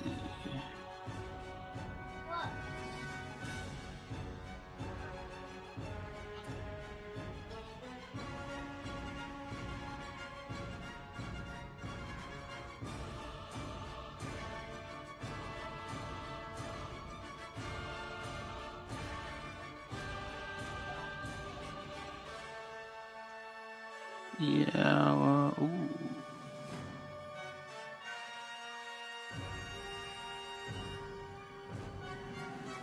Yeah, I'm gonna do that. That's a smart idea. I'm going to quick cast. A third level cure wounds on myself. Oh, sure. Cure Wounds is a thing for sure. That's 21 points of healing. Yeah, that'll be some health back for sure.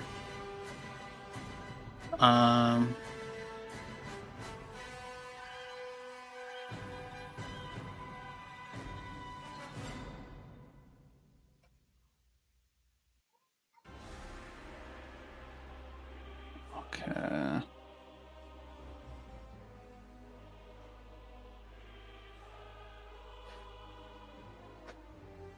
So when he uses that breath on me, I'm guessing he's doing it to where the range isn't going past the wall of fire. I would say it seems to stop there. You'd expect it to go, but it almost like as it hits this boundary of the fire. Okay. So yeah, it's both my attacks bonus. This is a very kind of ancient tradition for them. Okay. Yeah, I guess I'll just kind of hang out right here. Okay. Ekamos, anything you want to do?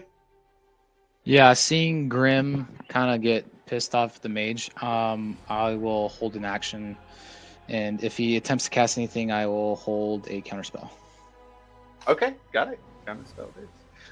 You don't have to hold counterspell. You can just do counterspells a reaction. Okay. Yeah. So that way you don't have to do. You can use that. I guess what I'm saying is you can use your action to do something else if you want to. Oh, gotcha. Use your reaction for counterspell. Yeah, continue to pray. Okay, sure. Yeah, pray it is. You're a cleric. That makes sense to me. Breck, we're back at the top. Fovek doesn't have any extra insight for you. Are you doing anything differently? No. Yeah, if he's got no answers for me, I'm just going to continue to yell at him and shake him. Yeah, you continue to express your frustration on your dead brother. Grim, anything for you?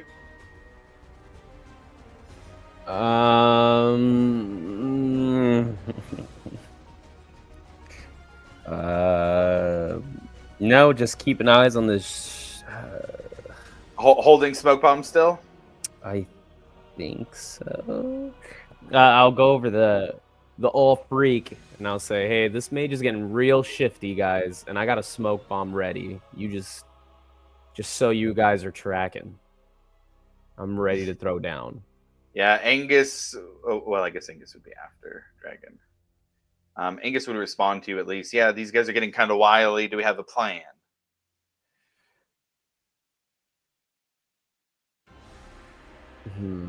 I mean, they've held strong this far, but I don't know. But just in case, just keep your eyes on the one next to you, or the ones You guys- closest to you, just in case. You guys hear like there's bowstrings pulled behind you, weapons are pulled. It's getting pretty tense. Okay, I think then for end of turn, for him to retreat, he has to kind of give up his legendary actions. So Grim, if you don't have anything else, he's gonna go. He's 40 feet up. He is going to drop down 40 feet to Varric. He's gonna get his abilities at the beginning of his turn and get a little bit back here.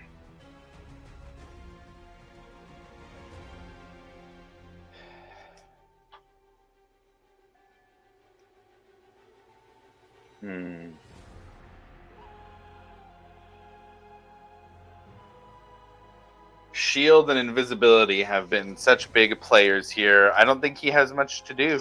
You've kind of got a good line here to keep him at bay with this. Let's see if it keeps up. Also, I think, we're 6 rounds in. I don't think it'll matter because we're getting close to it, but greater invisibility would only last for 4 more rounds if it becomes relevant. Sounds good.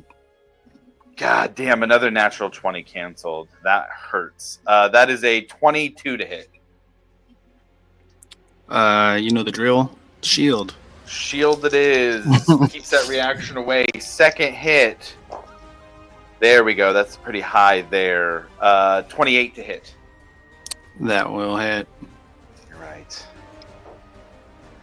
So we have 16 points of slashing damage, and he'll apply a wound. And that will be max is 82, can't heal above 72. And that is, he's going to move up 20 feet with the last of his fly speed, so he's 20 feet up in the air.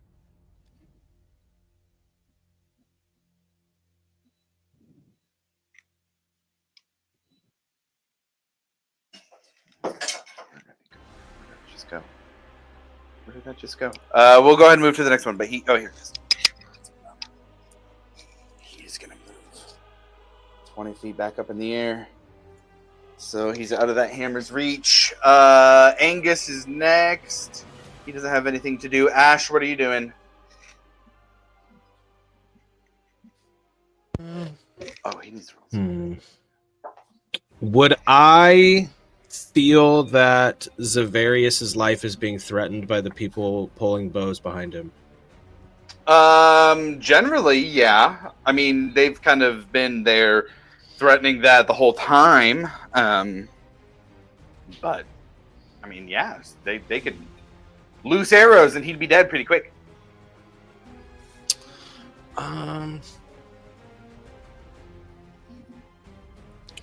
Can I hold an action?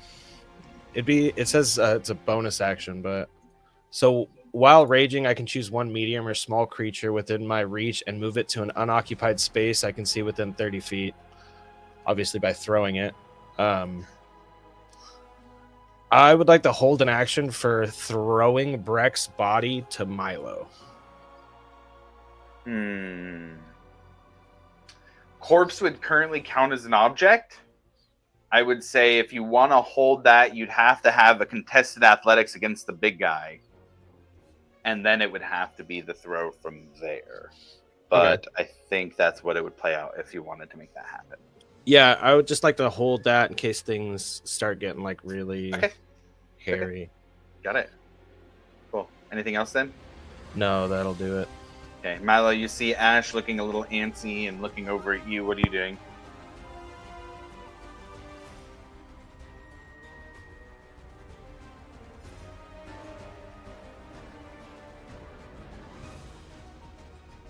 Muted if you're talking about. Oh, there you go. No, yeah. Sorry, brain dead. No, don't be. I'm muted. I think keeps. Yeah. Let's see.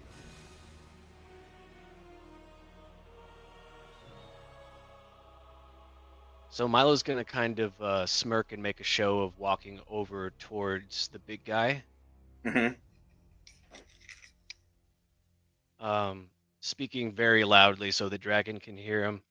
I think we all know how this is going to end. We'll take our prize now. How close do you get when you say that? Not very close. Okay. Maybe I would like say 5 pretty much feet over here. yeah, Just- like half the distance of what I'm, maybe. No, not even that. You said 5 feet. Let's do that. Sounds good. 5 feet. Okay. Yeah. So I would say the big one would turn. That's next to Ash. The big one would turn and look at you. The fight will be over when one of them dies. If you take the body now, you have broken the terms, and we will kill you all. At that, Milo's just gonna keep trying to tap into whatever feeling's been nice and warm and it's been kind of fueling him. Okay. All right. That takes us down to I think Barrick. Down there. Yeah, Yes, sure Barrick. What are you doing? You said he's 20 feet up. 20 feet up this time now. Yeah. Bonus action, Misty Step. Okay. Gonna go up. And I'm gonna swing this hammer, almost like an uppercut. Okay. And I hopefully gonna hit. Hopefully so. Yeah, because that's a 32. 32 does it. That's not a crit. No, I rolled a 19. Okay, got it. So yeah, I'm gonna do that, and then I'm gonna throw a 3rd level smite on it as well. Oh, fantastic. Yeah, I hope so. That is 14 points of bludgeoning. And then 3rd level smite. 48.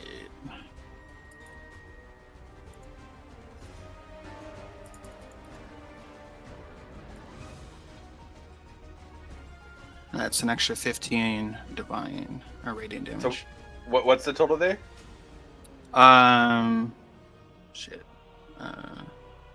29 total. 29 total. 23 was what he had left. Ooh.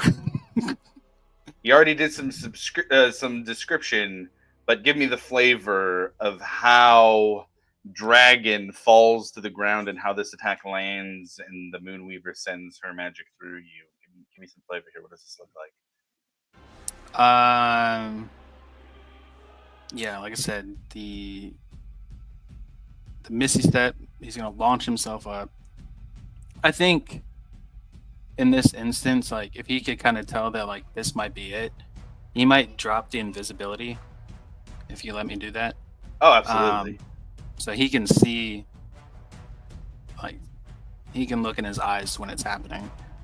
So he's gonna swing up with that divine energy. I want to say he's gonna connect with the head. Everyone's gonna see the divine energy come out the backside, and then since we're up in the air, he's gonna then grab Dragon and use Dragon to kind of buffer himself when they hit the dirt.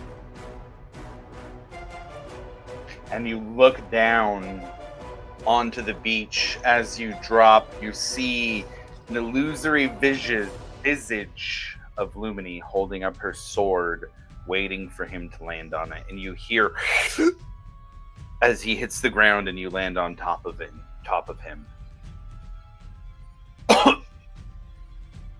Your final blow lands clean, thunderous, and final. He lays there, coughing up blood, a crack spidering across his armor like frost shattering steel. The jagged sword clattering from his hand into the snowy beach, its power fading. The fire ring sputters and begins to die as silence floods the battlefield. A murmur passes through the watching dragons, a sound of rage, a sound of respect, a sound of anger and weapons. Dragon looks up at you, Varric. The gods may yet fear you. He collapses, the icy beach claiming him. As the fire ring burns down, let's take a break. We are 2 hours and 20 minutes in. It's 1:32. Let's give it 15 minutes. We'll come back 47 on the dial for whatever hour it is you're at. And we will see how this resolves.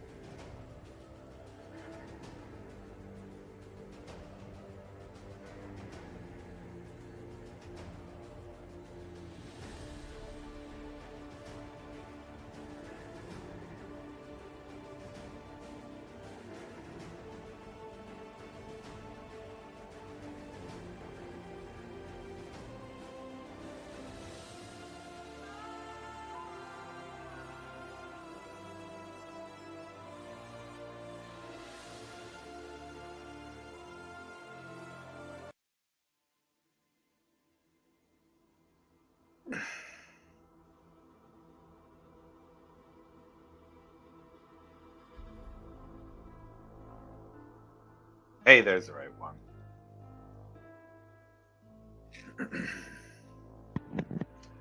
Do we have everyone back? I'm back. I'm Yep. back. Just want to make a quick comment. Yes, sir. Love seeing everybody's art on their characters. It's super cool to have. I think we've had a lot of some art throughout, but it's cool to see for all the characters.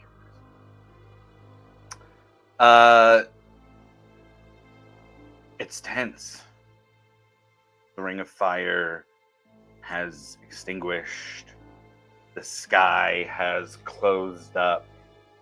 There are growls. This is from around you. You hear murmurs in Draconic. Milo, you can hear what they're saying specifically.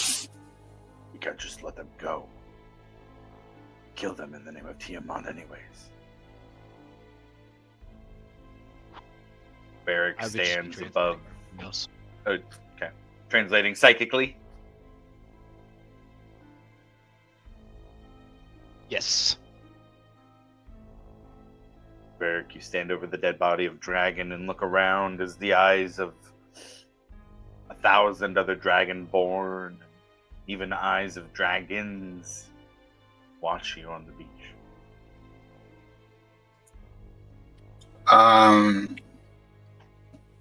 I think he stands there for a second, like you said, just kind of looking around, and then just kind of lets go of like the weight of the situation. You just kind of see him exhale, a big, heavy exhale,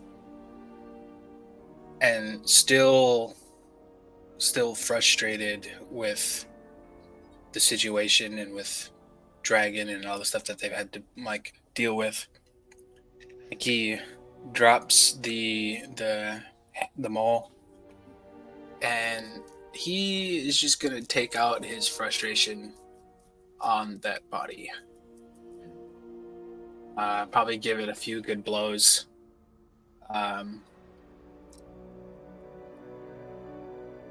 He'll stand up and then look at everyone staring at him, all the Dragonborn, and just ask, like, was that your champion? Like, why are we here? We could all just be living our lives and not just wasting life for greed and whatever it is you're trying to accomplish. Let's just go home. We're just a group of adventurers, and I was enough. We were enough to stop him. There are nations. There are armies. Do you truly think you're going to succeed? Do you think the world is just going to bend over and just let you do whatever? We're not even the strongest group of adventurers around. Let's just put an end to this. And I hope Milo can translate.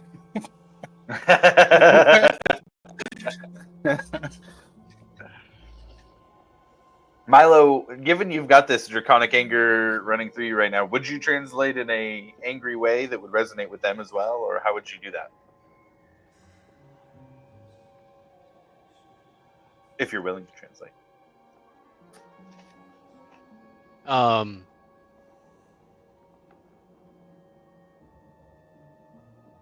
yeah, I go for word. I do think about it like Milo thinks about it for a little bit, but just obviously a display. He has to begrudgingly translate word for word.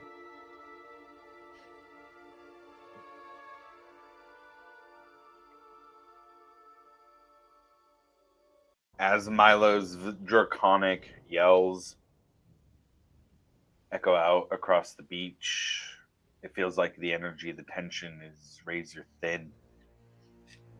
Like it could go one way or the other, either way here. It is currently a stalemate. None of the dragons or dragonborn are moving. They've heard what Varric has to say through Milo. But Milo, weapons are still one drawn. last thing. Yeah, go. The big guy that we were kind of big guy holding Breck that Milo was staring at kind of at the very end.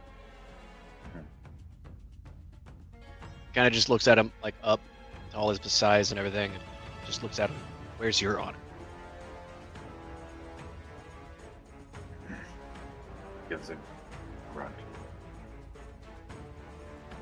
Steps forward with lumbering feet.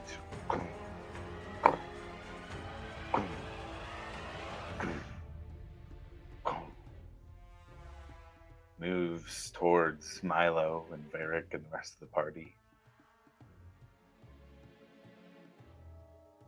Lays Breck's body at your feet.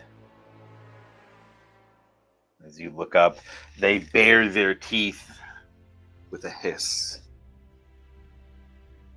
Your honor will burn in her fire either way. You speak of going home. You speak of leaving things be. Her fire burns all, and will burn us too if we do not follow her. We have but one choice. He looks out over the ocean, and you see once again 5 pillars of fire rise into the sky. She comes this way. Matters not that you won this day. She will win the war. She will win everything. Your honor will not save you then, as it has saved you now.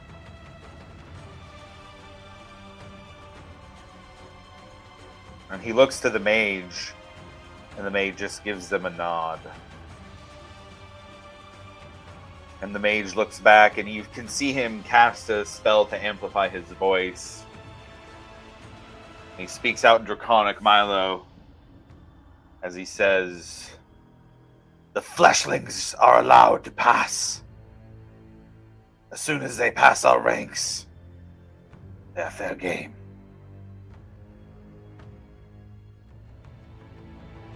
They don't break to let you through, but nobody is moving. They're still keeping their weapons drawn."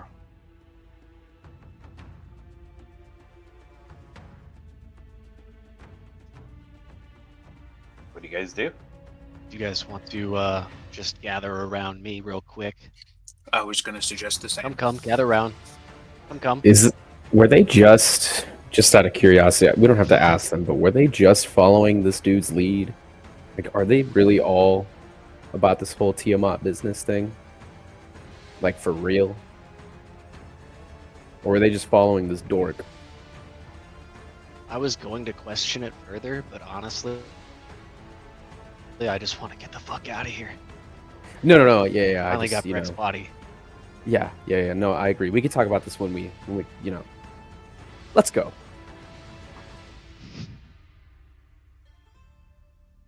What does Ash do with the war pick?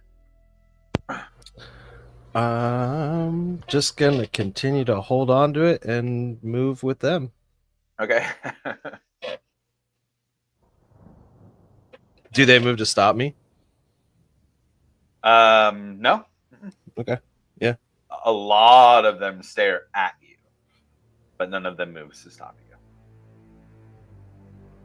Yeah. The mage keeps the closest eye on you. Milo, you almost get, I would say Milo and Ekamos both, you almost get the sense that he's, even in this moment, scheming a little bit still. That's what I think Milo's eyes would be locked onto that guy.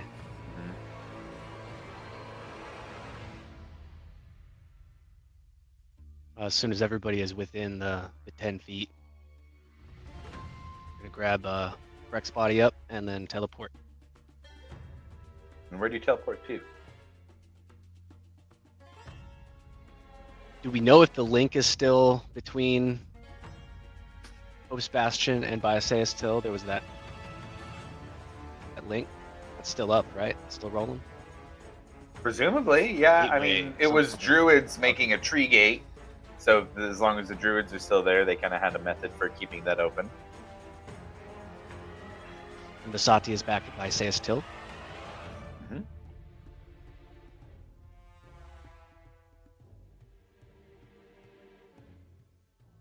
We'll go back to Biaseus Till. The one, I think there's a circle that we protected right out in front of the gate, if I'm not Mhm. mistaken. Yeah, that sounds like a good Absolutely. little point. And I think that counts as familiar enough that you can just go straight to if you know a circle. Yeah, target permanent circle. Yeah, you're good. If you're targeting a permanent circle, I don't think you even need to roll. Let me see if I'm correct. Familiarity permanent circle. So you're on target 0 to 100. Yep, can't miss. As Milo raises his staff, a purple fire extends outwards and kind of almost extends out over each of you as you are all kind of in a mote of fire teleported to just outside of Biaseus Till. And with that, I'll change the vibe quite a bit if that's where you guys are landing.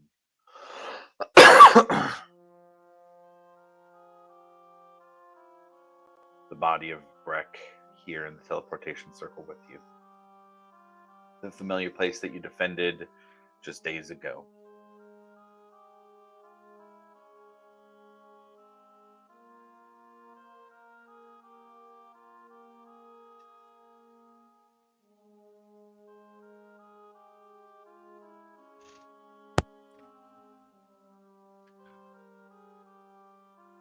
Hell of a fight there, Varric. It was impressive.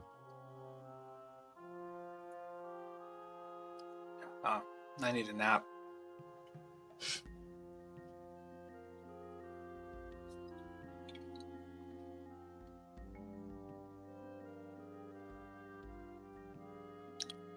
Hey, Ash, can I get that thing you're trying to eat back? I mean, if you're not going to be able to swallow it, Yeah, I'll I just throw it back in tried. the chest.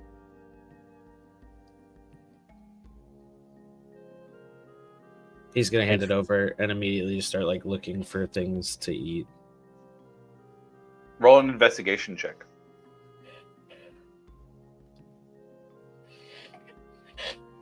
I got an 8. 8. I mean, yeah, there is stuff. It's mostly like charred ground over here. There was some fighting that happened, so you can find some blood-soaked soil to eat. That would kind of technically clean things up. With an 8, you find 2 daggers that are bloody on the ground that you could eat. They're dented and broken. Yeah, I'm just gonna gobble those up. Scooping up the soil, the bloody soil, and eating it.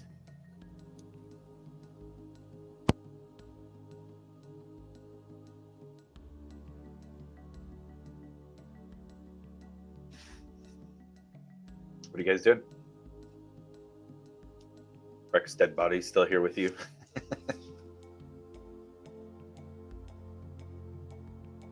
Do we have anything to bring him back?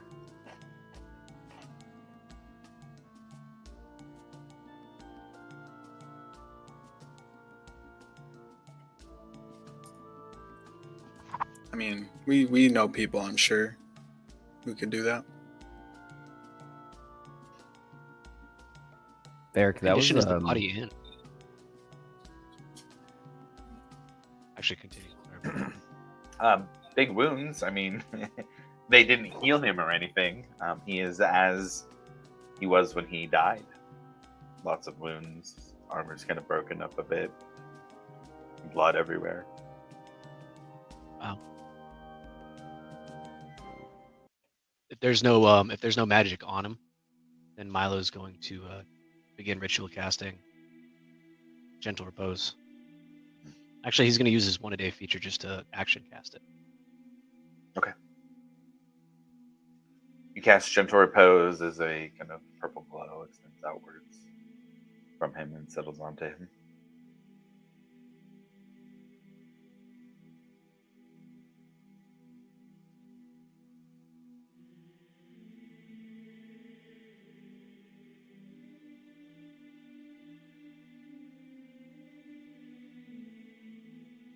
How you feeling, Varric?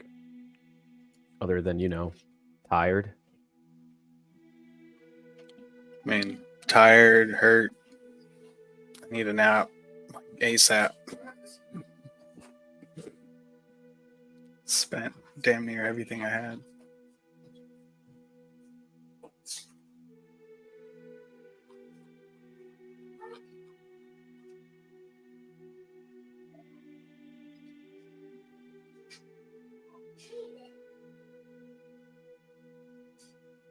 So yeah, Josh, if possible, I'm gonna take a short rest. We can do a short rest. Can't do a long rest. Yeah, yet. yeah, Absolutely. Yeah. You make your way to your guys' little spot that you've had for a few days now. And as you walk in, there are a few people in here. Commodore Norrington, Tia, and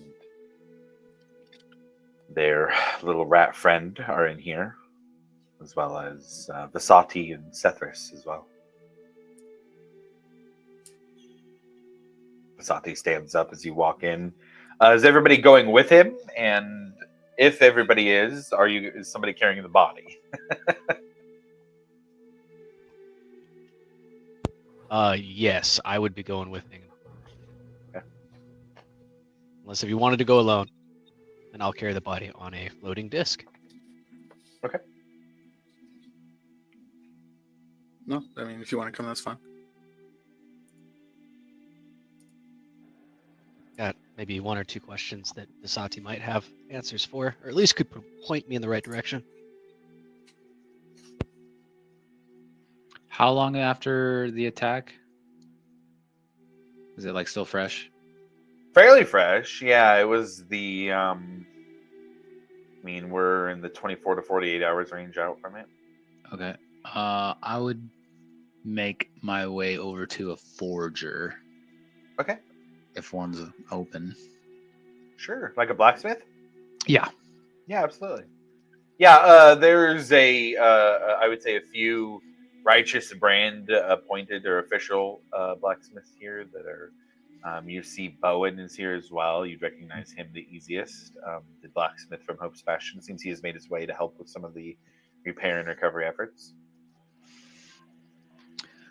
Yeah, I'd walk up to him. Bowen, I need to see if you can do something for me. Sure. Looking quite lively these days, Ekamos. Yeah, appreciate you. And he's gonna slap about 100 pieces of silver. Okay. Like I guess on his counter and be like, "Can you melt this down and make it into a cage?" The silver itself? Yeah. What size cage? Just small. Sure. Yeah, I could do that. Take me probably the better part of a day. Okay. But I can make it happen. And then I'll throw an extra like gold coin too for like as a tip. Thanks. Probably. Curiosity got the best of me, or if it did, Mhm. what would it be that you need a silver cage for? It's just for something to hold on to if you take it that way, kind of like give a little grin. Right. And he just kind of gets a little bit of a nervous look on his face. All right, well, you have a good day there, sir. All right, I'll get this for you. Yeah, for sure. I'll check back with you tomorrow. Appreciate it. I'll just walk off. Okay.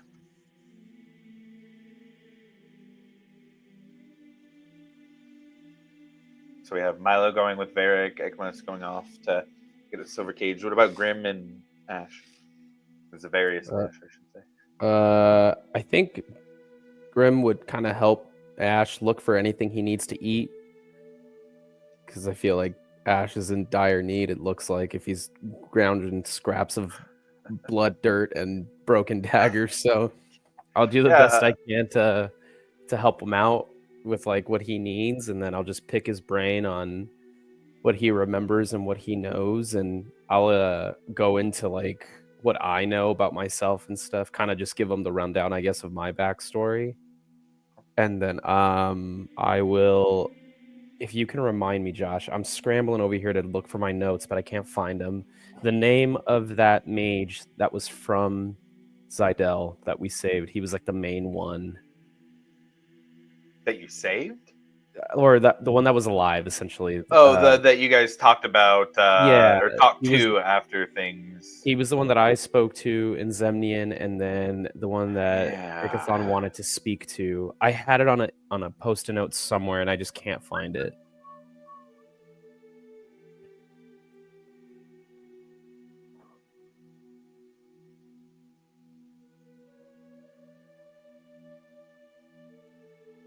I believe it's Aerolith. That does sound right. I believe it's Aerolith. Yeah, I'll just hang out with Ash and kind of let him know what I know, which is nothing, but let him know, like, I'll just let him know why I am the way I am, like why I don't remember anything, and ask him if he knows Aerolith, and that to set Ash's mind at ease as best as I can, I will tell him that. Kind of let him know, because I know he was kind of in the dark of what was going on and stuff, so I'll let him know what happened at Zidel when we found it and how everything kind of became unfrozen, and that as soon as we're able to, him and I'll take him to see Aerolith, and maybe we can kind of work together to piece together some information and the missing puzzle pieces for him and stuff, but just to try to get to know Ash a little better and hopefully make him a little more comfortable.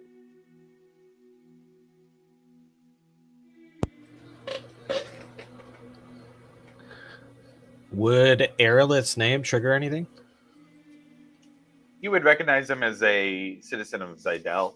I don't think you know any specifics about him in terms of station or anything, but you would extend to him all of the courtesies and protection that you would extend to Zavarius.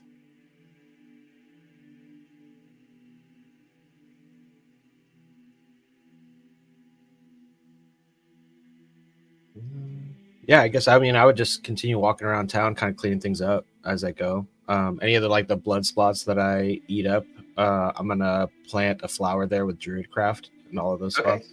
Cool. And with Grimm's help, as he's explaining all his history that he knows about, at least to you, he's able to find things and point them out to you, and be able to find debris of buildings and armor and other broken weapons, body parts. If Ash was trying to eat body parts, he could even find. Although Ash, most of those had been cleared away. Yeah. Ash, do you just eat like everything? Like, is everything digestible? If I deem it trash, I will eat it. What isn't considered trash to you?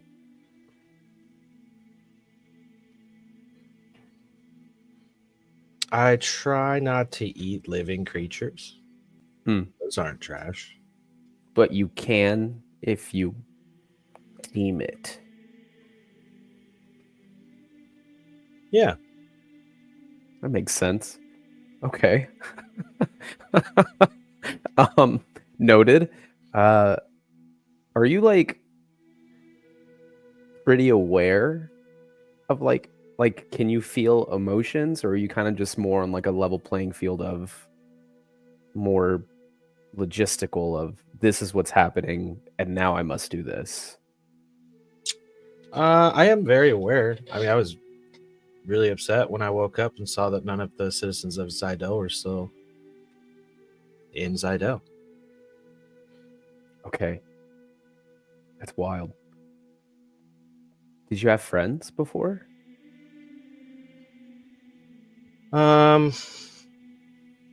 There were others like me. We would often meet in the repair rooms. Besides that, I don't remember much. And when I try to remember,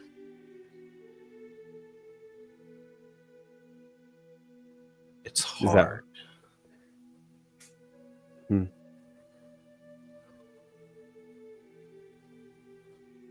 I know what that's like. Well, I'll try and help you as much as I can, and maybe we can help each other remember if you want to, but I don't want to make you do anything you don't want to do. This is an odd question, Josh, but with my codex and what I know of him, would I know who his parents' names are? Or what his parents' names were? Oh, for certain, my dude. Oh my god.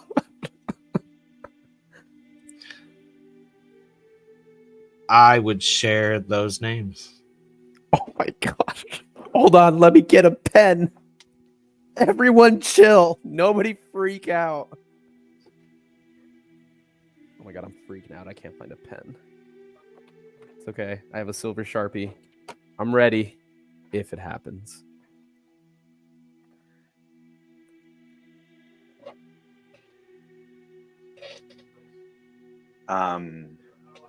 Yeah, Ash, you would know the names. Toolbor, Tulbor. Toolbor was his dad.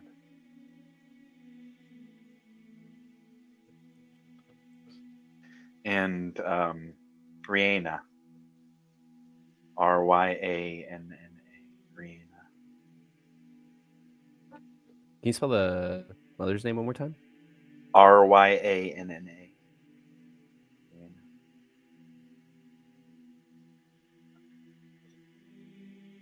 Autumn Creek was the last name.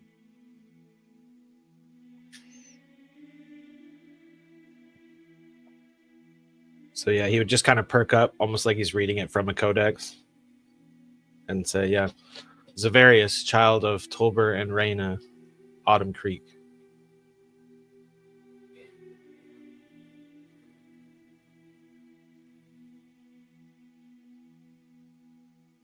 Do you know what they did?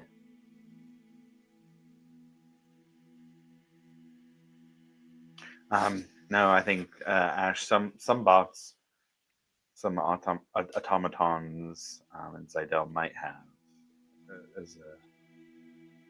as a one of your station, knowing the names of the registry, so you could identify them to extend certain courtesies would be there, but beyond that, nobody would come to you for that information, so you do not have it. I do not know what they did.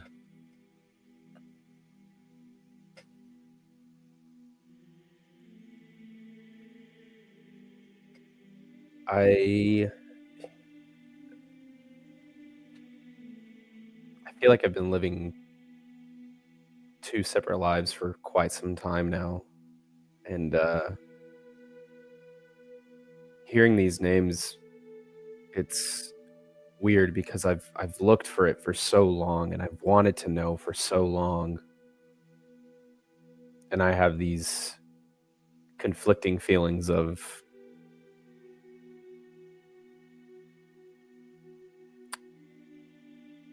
like, I'm glad I know now. I'm glad that I'm getting closer to solving that puzzle. But at the same time, it's like I've always known who my mother was the whole time. And I hope that after everything is said and done, Ash, that you'll be able to meet her. She's pretty cool. She's a captain of a pirate ship. And I think she'd be really, really excited to hear the same news you told me today. I think you've, in the short time that you've been here, you have already changed the trajectory of where my life could go. And I don't know how to repay you for it. But if we do find a way, I'll be there to help you with it.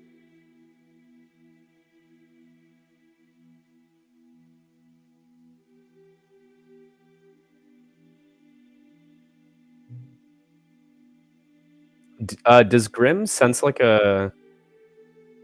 Obviously there's like the obvious things of him knowing who he is and stuff, but does there like some sense of like Grim knows, or like he's seen this before, or like he's experienced this thing before, like a sense of familiarity that he maybe can't explain? Or is it just like, yeah, this But, dude knows who I am? yeah, it's almost, if anything, maybe a sense of deja vu, unable to place this feeling of recognition of this exact moment. It's out of place, but still familiar.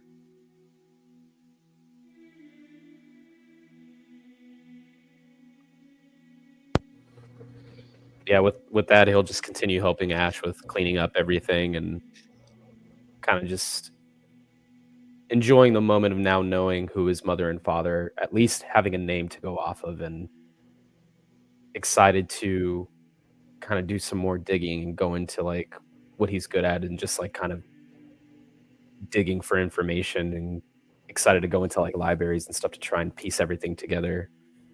And then I'll just chuck a couple blood-soaked rusty daggers into Ash's way so we can start feasting, and we'll just continue on. Cool. Ash, did you have anything you wanted to add for that? No, not necessarily. Yeah. Just gonna keep eating. Okay. Well, then we'll zoom into Varric and Milo bringing the body of Breck into the hideout. Not hideout's not the right term, but the place you guys have been staying. The place that you guys have been going to. Hideout. By Sayastil HQ. To Milo, it's a hideout for sure. There you go, hideout. All right, hideout it is. Hideout. Vasati's eyes are sad but hopeful as she sees Breck being brought in. Varric, you catch a sense of confusion from Sethris. You have super high fucking insight. It's a real weird bit of confusion and nervousness as he sees Breck brought in.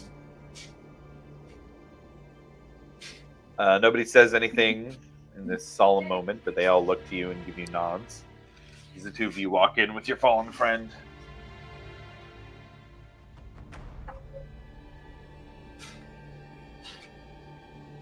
I'm assuming there's like a bed or something that we can place him on. Yeah, easy enough.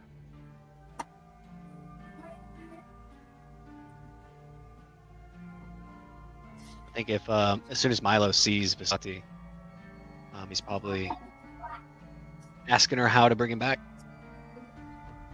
What do we need to do? I've got the spell slots, but not the components. We need a diamond.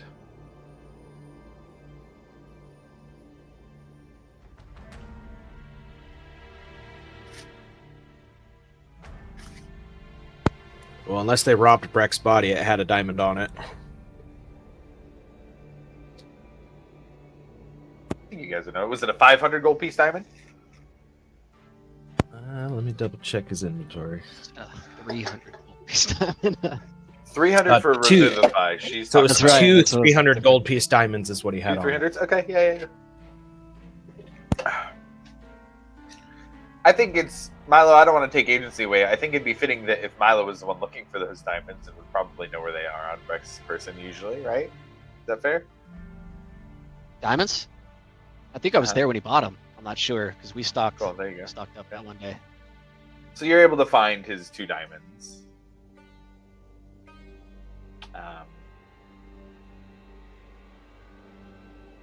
Hope will look up as he drops them into Vasati's hand. Please bring my friend back. It's not a guarantee. Never is. No, if he doesn't come back, it's because he chooses. Well then. I'll prepare my magic, and the two of you do what you can to aid him back into this life. And if the two of you would like to enter into a mini skill challenge to reduce Breck's DC, Breck, how many times have you died, including this one? That was my first time. Unless you count my backstory, but I woke up on the shore. No, know I if don't died count your that backstory. You know what? I was thinking that you had died when Alvor The war pick. Milo died. Yeah, but you didn't No, I got die. really you close. got close, but you got brought back up to 1. That with that 20. Okay. Then so you haven't died at all yet. No, that was the first time. Milo and Varric, do you have anything you want to do to help guide Breck's body back, to reach out to your friend in this moment and help aid his return?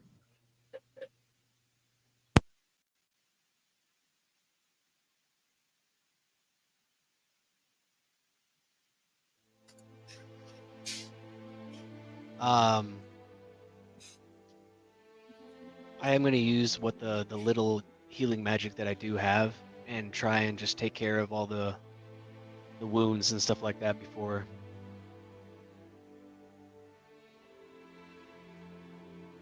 'Cause apparently there were gaping wounds. Which There seems were. bad. Sure. I think for the sake of this, we can say that, yeah, Milo cures the wounds of the body, even if it doesn't bring him back to life in this moment. Varric, anything for you? I think after like placing him on the bed, he'll find like, I'm guessing like a chair in the room or something, and just sit down to take a breather. And as she asks for help, maybe he'll just do a prayer. He doesn't do that too often, but and especially in this circumstance, maybe he'll make a prayer to the Wild Mother in his. I can't think of the word. But make a prayer to the Wild Mother for Breck. Okay.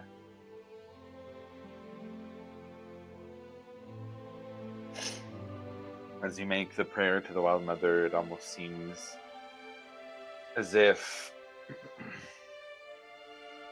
a warm breeze comes into the room that is a closed door and closed windows. And in that moment, here on the material plane, Breck, back on the beach, the water's still.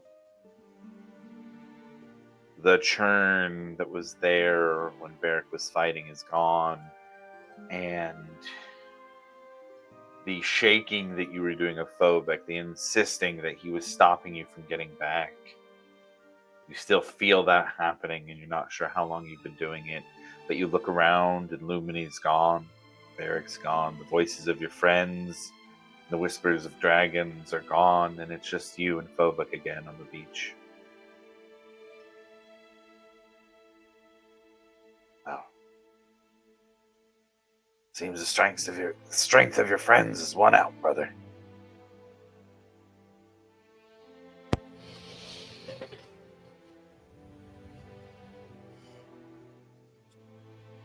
Yeah, I knew it would. I'm scared, Phobek. I'm scared for you, if I'm being honest. You know, we came up against a lot of shit, but nothing like what you all have faced. You've done more as a captain than I ever did.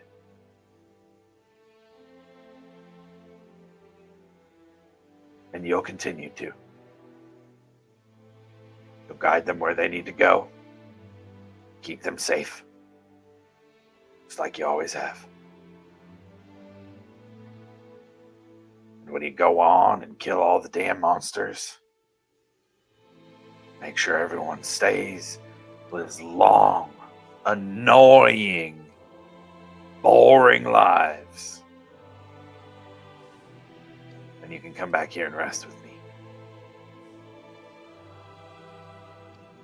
And you see a little bit of a tear drop from his eye. But I need you to keep him safe. Not just your friends.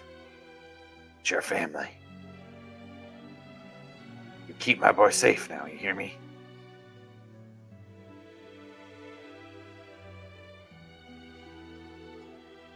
He's gonna just give him a hug, and might be a while before I come back, man, but you'll be here when I get there, right? It damn better be. You bet your ass I'll be here. Waiting for you with a brew. Just like I was today. So you can stop whatever death march it is that you're on to try and find me. You found me. Now get back over there. Do what you were meant to do. And he kind of says it in a mocking way. Oh, Breck, the dwarf who cannot be moved.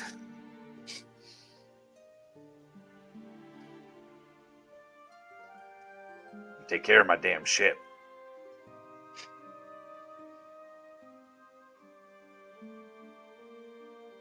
He's just gonna smile at him and then wade his way out into the water.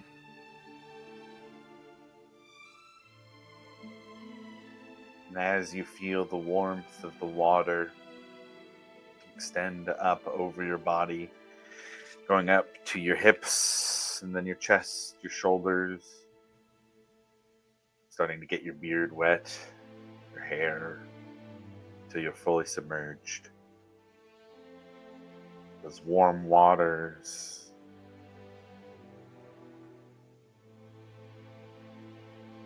take you to a place of warmth on the bed. And as Vasati casts her resurrection spell, you open your eyes, see Varric and Milo standing beside the bed, waiting for your return.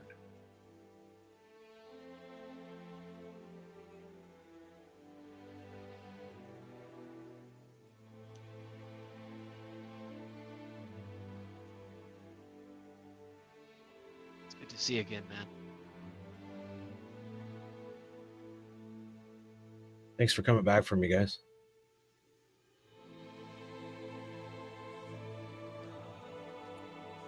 Oh yeah, it's never a question.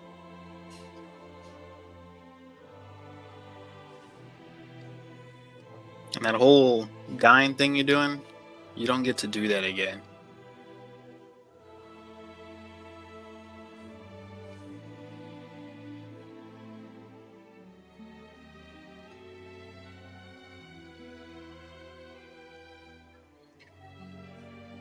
Well, I don't know about you guys, but I could use a nap. I Maybe a was beer. just saying that. Yeah, nice uppercut, by the way. You should have seen this dude's uppercut. Midair.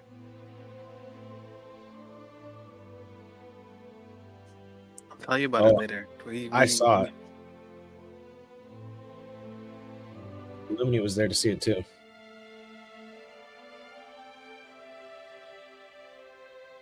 Shit.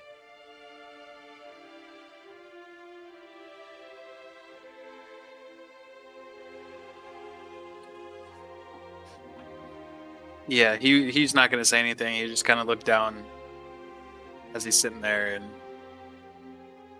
maybe his hair hangs a little bit in front of his face, and there's tears, but he doesn't let anyone see it. At least he tries not to.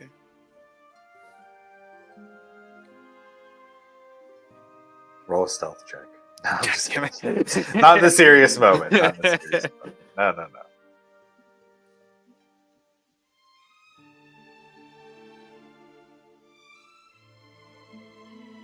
Vasati quietly gives you a nod, Breck, and walks out of the room, closing the door behind her.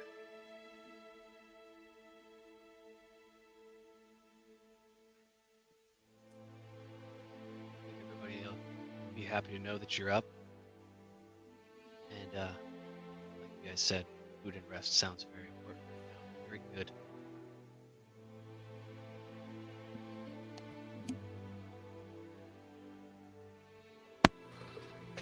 Well, I have Just the place that's got food, drink, all sorts of good times. I was hoping you were going to say something. I hear there's a bar in Hope's Bastion. That's just the place to be.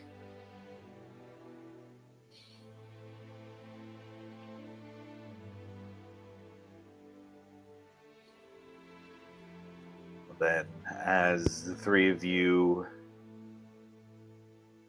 recover from the mission into the Dragon Army, recover from dying in Breck's case, and as everybody finishes what they're doing in Bysaeus Till, does anybody want to stay in Bysaeus Till, or should we zoom in a little to a dinner this evening at the tavern at the Friendly Ogre in Hope's Bastion?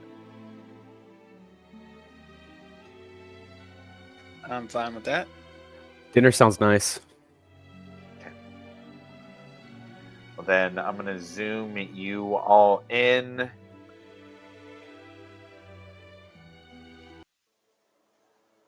to a little bit of tavern talk. As the entire party is gathered, everybody sees Breck here with Varric and Milo as well as the group gets to Hope's Bastion.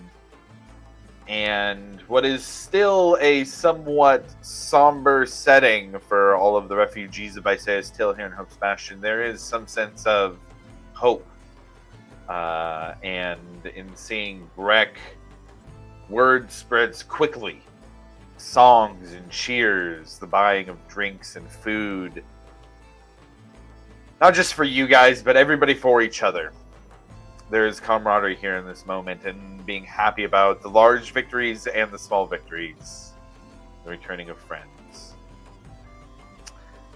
We'll zoom into you guys at a table here if you guys want to talk about next plans and what happened, debrief and everything. I'm going to take a quick 30-second break to the bathroom real quick, and then we'll get back into it. But I'll leave you guys at the table here for that.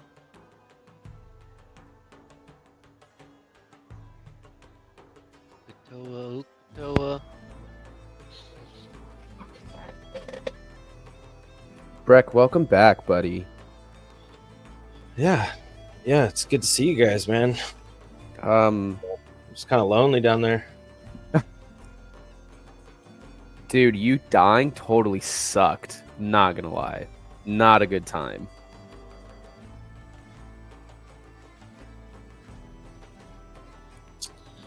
Yeah, but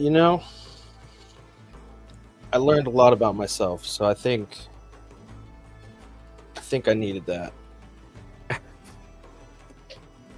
You think you needed to die?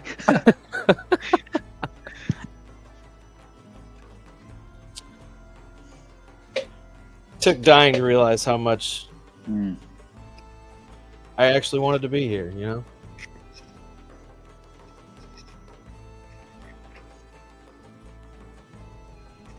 I feel that, dude.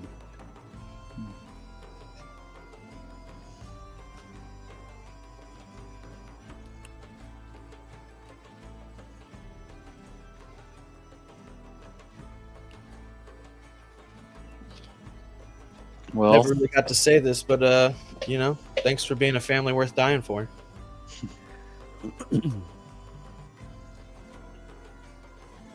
Supposed to be happy, man. If you're gonna start making people cry, then I'm gonna get up and leave.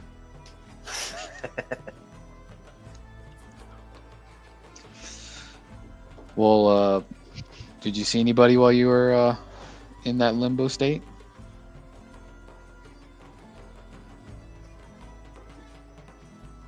I saw Illumini. Yeah. She okay? Doing okay, I guess. About as good as you can be, I think. Right. Is she doing okay? Yeah.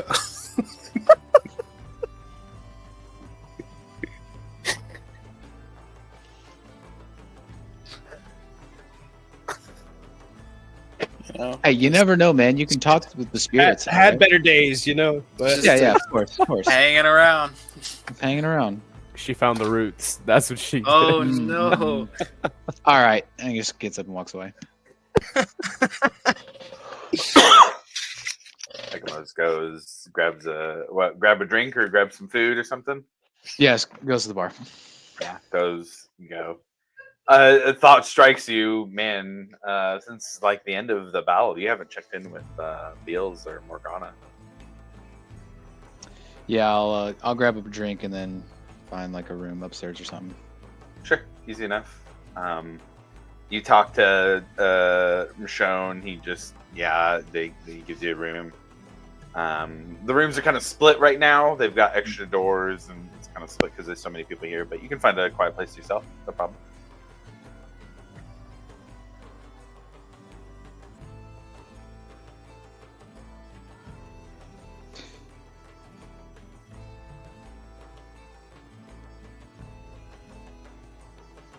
And then I guess also there's just your place back at Bastion's Keep too. Yeah, since we're at the bar, I would just go upstairs. Just go there. Yeah. Yeah. Just chilling, reaching out, just chilling, or Yeah, I would hang out and then tap in with, see what he's up to. Beals, yeah. Yeah. You check in, do that mental call out. What do you say to him? Just hey, you got an update for me there, buddy? No response. Sick, no response. I mean, roll an Arcana check with advantage. This is your subclass and everything, so unless you're just so spacey you can't remember it with like a 2 or something with advantage. Right.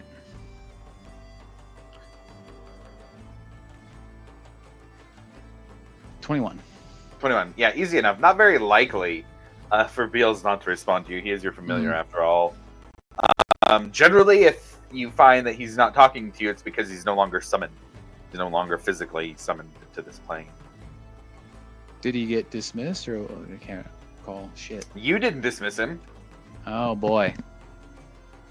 You could Alrighty. easy enough for a resummon if you wanted to, but doesn't Yeah, seem like he's currently summoned. Yeah, if I feel like if I would have to resummon him, he wouldn't be where he was last. I'm assuming, right? He would Exactly. like, pop up where I'm at. All right, so I'm like shit. All right. All right, and then I would just hang out up there for a little bit, and then I guess wait for the group. Okay, cool. Back down to the group. Anybody, any other conversations or anything, or just enjoying the evening and getting ready for a rest at night? Who the fuck's the new guy?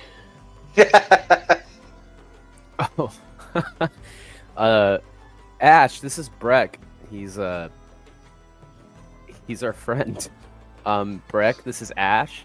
He's an automaton from Zydell. Hi. I saw you laying down earlier.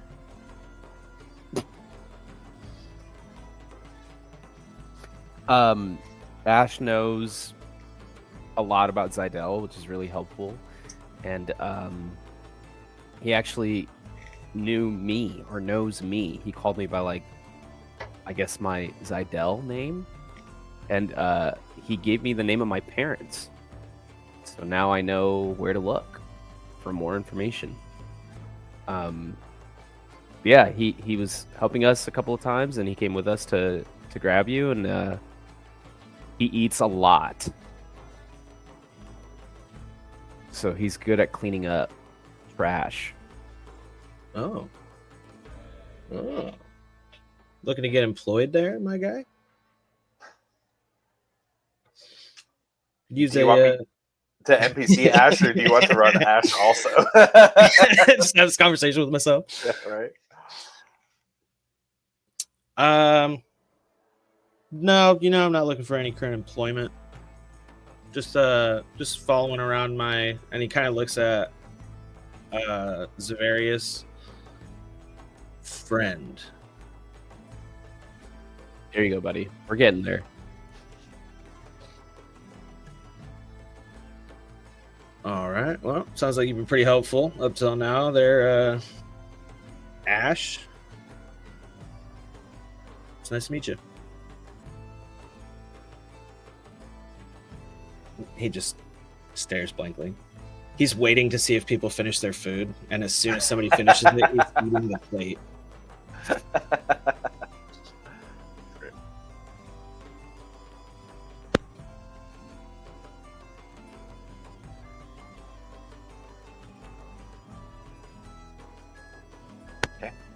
Anybody know where Ekmos went?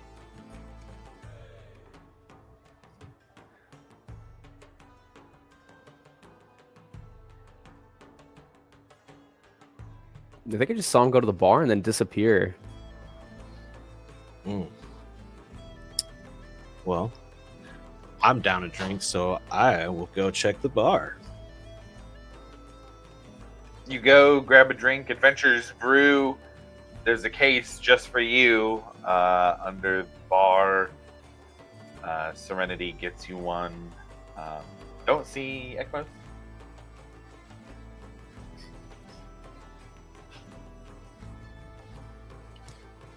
Yeah, I'm just gonna walk back to the table. Well, I don't see him at the bar, guys. I don't think we have that link anymore up, do we? Milo? I think it'd be past. Yeah, I think it's now. Yeah, it's only for an hour, so I think it probably just ended a little while ago.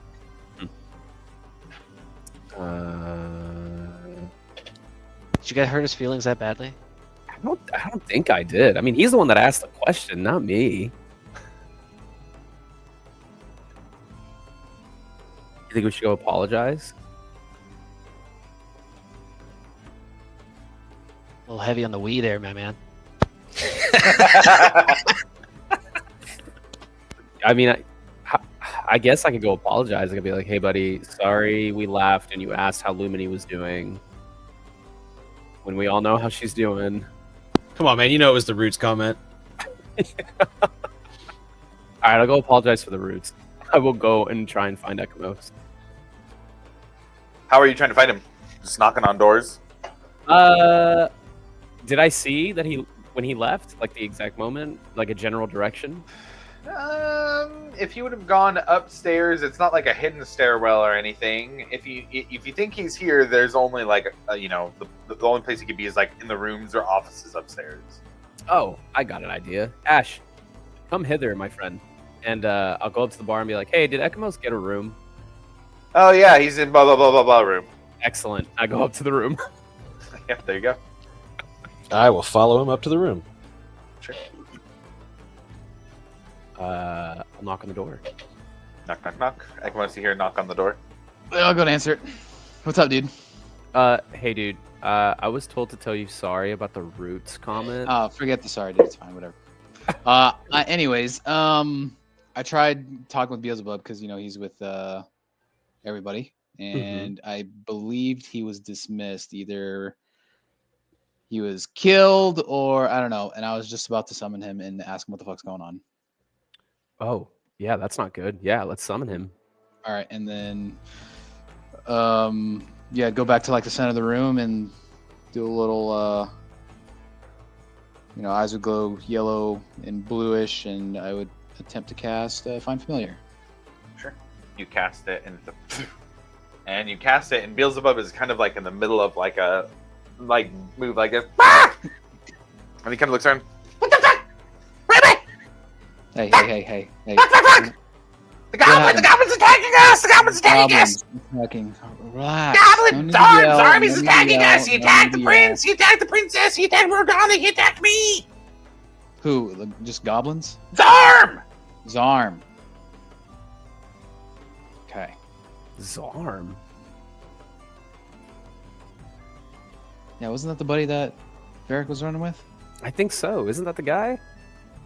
I'll go grab the group. You stay here. Yeah. Okay, all right. And as he goes, I'll talk to Beelzebub more. All right, so yeah, he just continues. Yeah, Zarm! He's pulling out a dagger, and he just started coming at the prince. And the prince started backing out. The princess was trying to get in the way. Then Morgana was trying to defend the princess, and he did some kind of attack. He hit me last, and he hit them. I don't know what happened. Everything went dark after that. Okay. All right.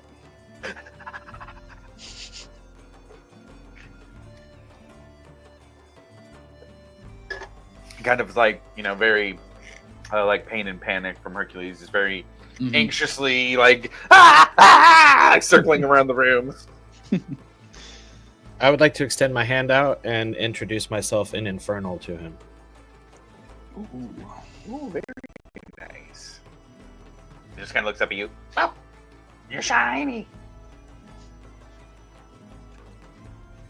and infernal, and he says, "I'm Beelzebub. I am Echabos's servant and servant."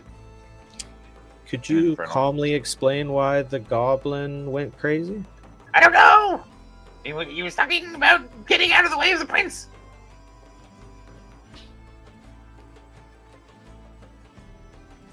I'm just gonna look at you guys. I don't know what he's talking about.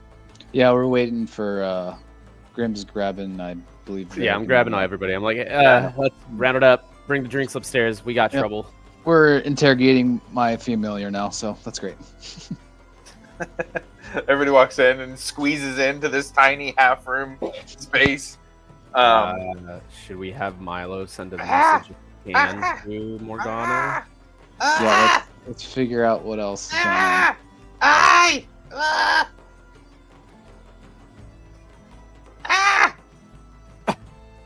We would have to wait. Beelzebub, it's cool, dude. We're cool. It's okay.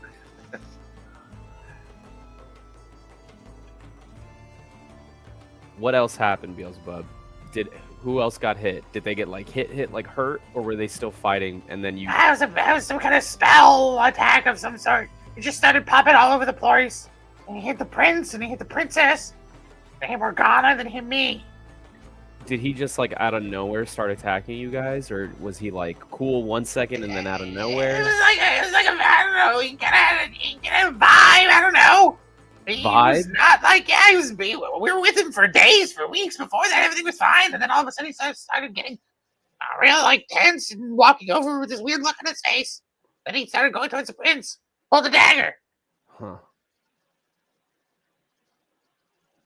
So the vibes were off, just like that. Milo, is there like a vibe spell or something that happens? You know, where like vibes are like turned off or something? 5 checks level 2 spell. I mean, there's like enchantments and possessions. Can you do that over like long distances? What kind of spells do I know of, Josh, that would do that? Roll an Arcana check. Let's do 16? 16? Yeah, mind control spells exist. Anything beyond a charm person is going to be exceedingly rare.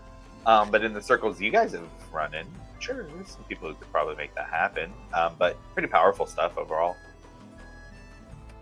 Beelzebub, where were you guys last? Like, where were you when you got We were on attacked? the deck of the Alcantara. We were started to sail east.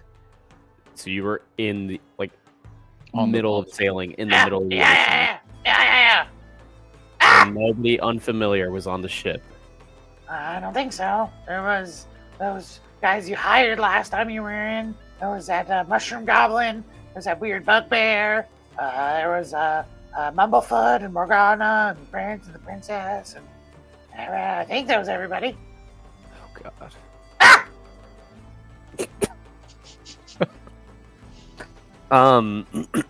Yeah, this doesn't sound good, guys. Mm-mm. Milo, can you reach out, please, to Morgana?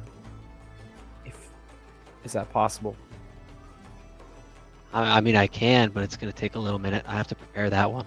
Oh, I mean, I was ready to go. you know, no, I understand. I get it. But if you could do that, that'd be awesome.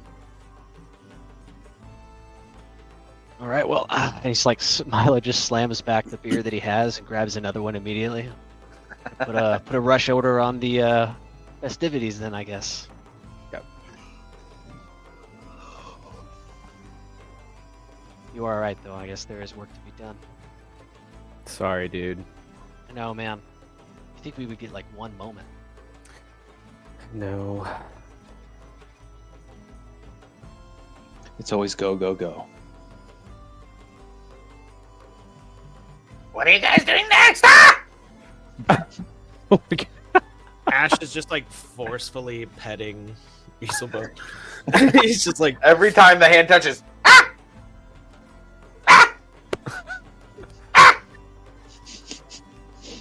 Has Beelzebub always been like this, Ekmos? Like since you No. got him? Did he have like He's, an accident or something? Like, Yeah, I think I hadn't summoned him in a long time, and I think he was obviously on a different plane, and who God knows what else has happened to him. So I feel like I should summon him more often to try to calm him down, but he's not. I don't know. No, it totally makes sense why you kept him on the ship as far away from you as possible. Yeah. And then I go to talk to him, and then I find out he's not talking to me. So I figured he was on a different plane of existence. So I was getting burned well, you're over not right and now over for a while. again. Yep, you're fine now. Ah! was it only Zarm that was attacking?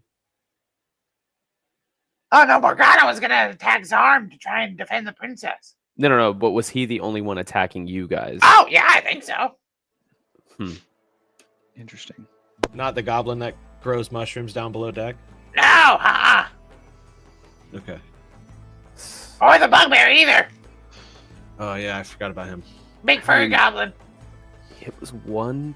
He was the only one attacking everybody. What about Randolph? No, all the guys you hired were just chilling. They seemed surprised. They didn't know what to do. I don't know. Varric, did Zarm ever act weird with you at all? Like, was there ever a crazy look in his eye where the vibes were off and you're like, oh, these vibes, not it? No, not that I can tell.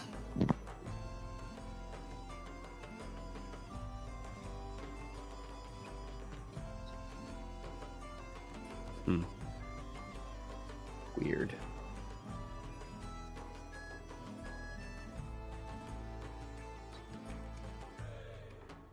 Milo, you need a refill, dude? I was gonna say, how long does it take to drink as many beers as possible during that conversation? Yes. You're muted. Well, You have that's more? a constitution check, I would say, and however many minutes you are away from 20 is how many minutes it takes. Would it be a saving throw? Yeah, sure.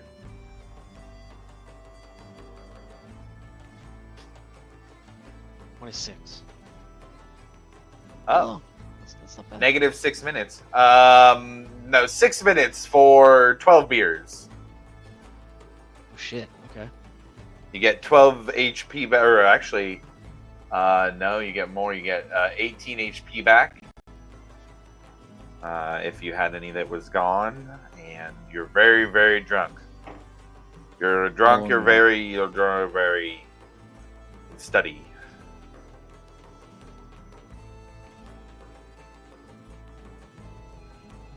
How you feeling, buddy? You know, magic's just vibes, man. Vibes. He's just too cool for that school.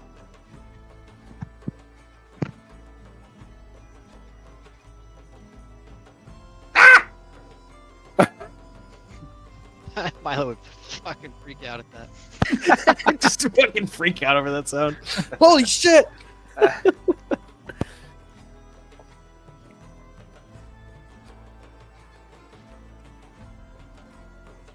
God, I hope his arm didn't kill my fucking crew. Well, they're on the Alcantara, right? So it's my crew. Well, I know, but my crew's on your boat. To the captain. Yeah, here's another beer, Milo.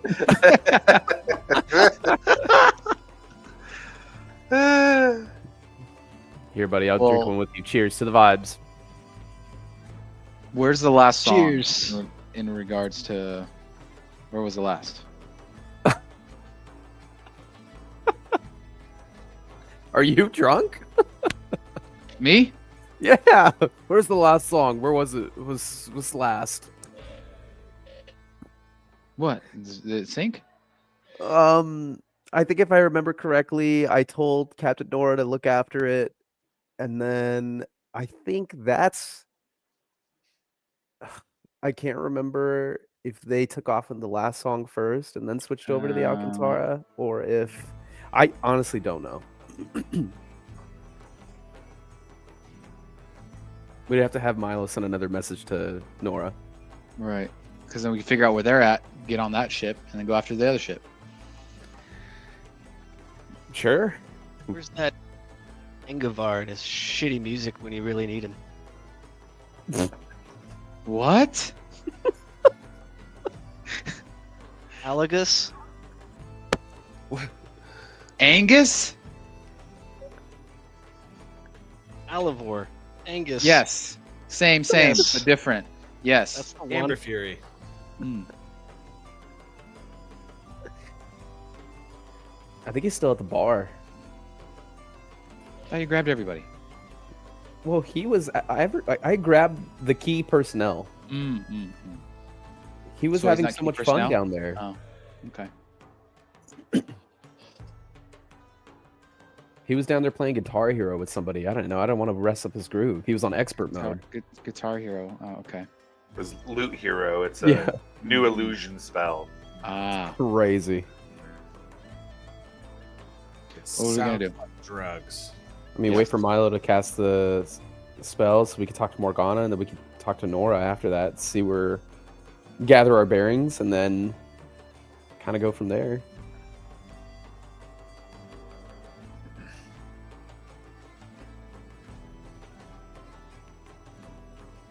How you feeling, Milo? No! Milo, wake up, buddy.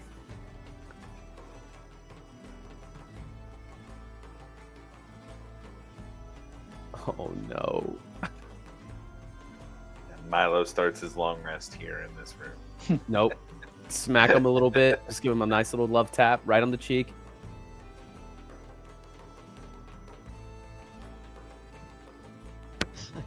What would be the acrobatics to changes the beat spells.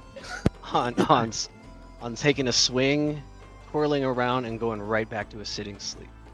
It'd be a disadvantage dexterity check. You gotta beat a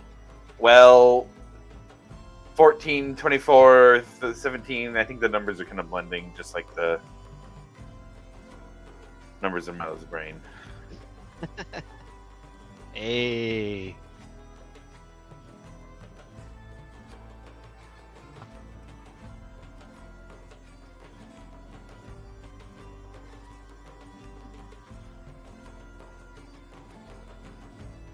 How's it looking for the? Oh, it was a dexterity? 21. Oh, 21? Oh, very Yeah. nice. Oh, yeah. You're able to get in, like, not a hit to deal damage, but you're able to give, like, a across his face and spin and go right back to the position where you were at. So let some snores off. My God. What are we gonna do? Go steal all the snacks out of his room. Oh, bitch. Do we know? How long does he need to like make this happen?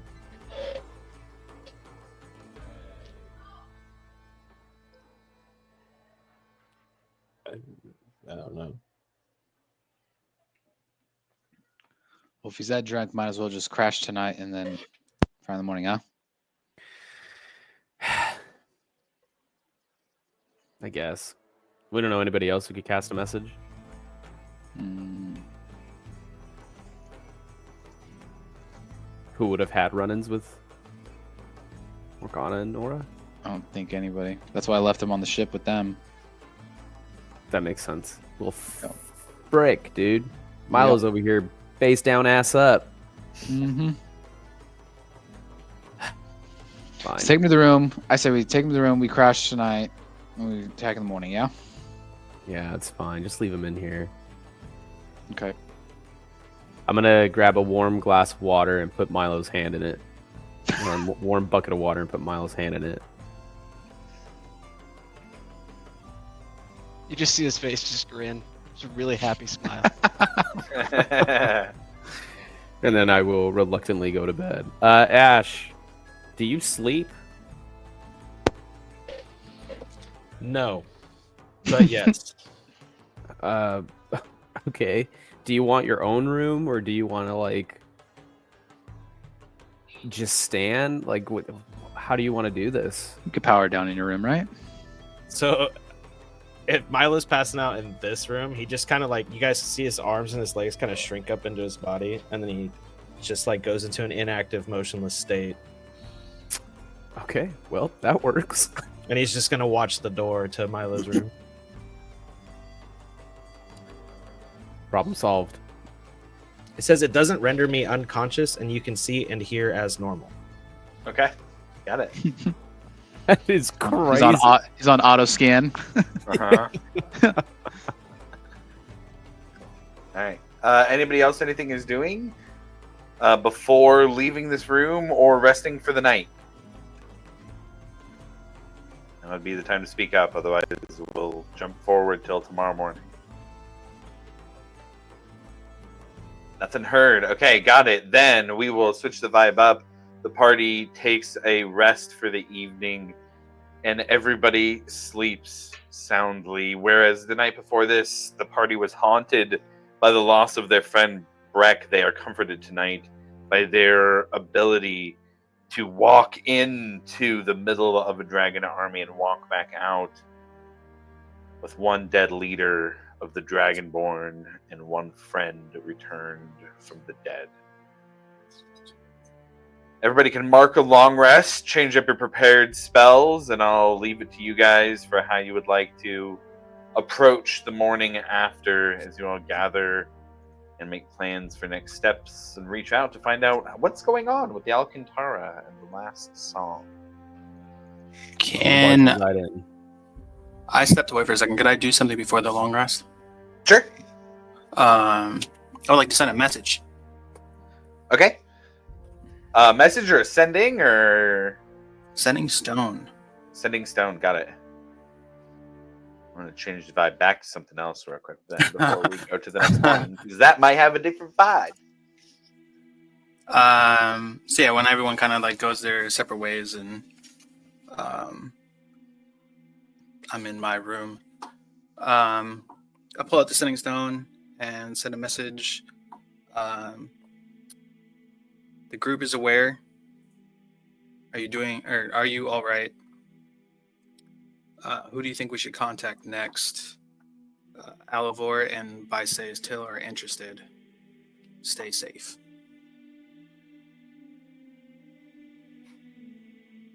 And you are sending that to... Yes.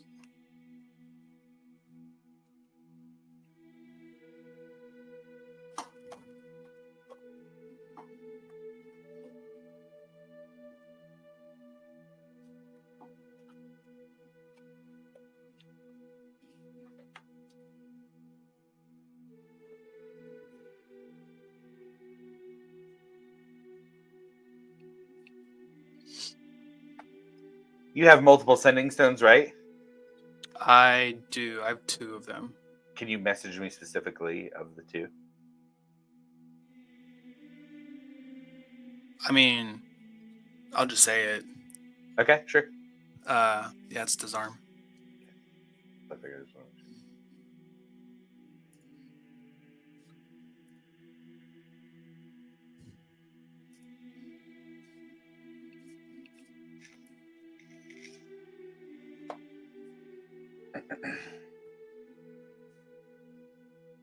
He says back,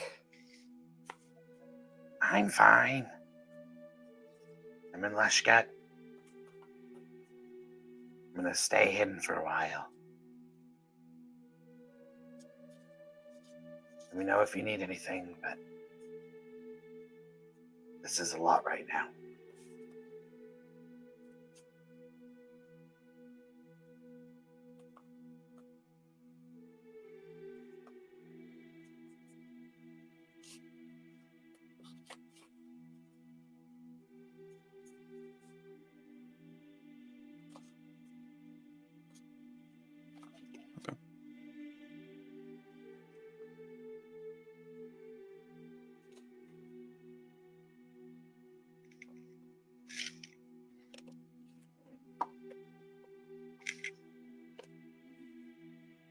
I don't think that you get a sense of, you have high insight. We were talking about that just earlier from his voice. I don't think you get a sense of regret, but of fear.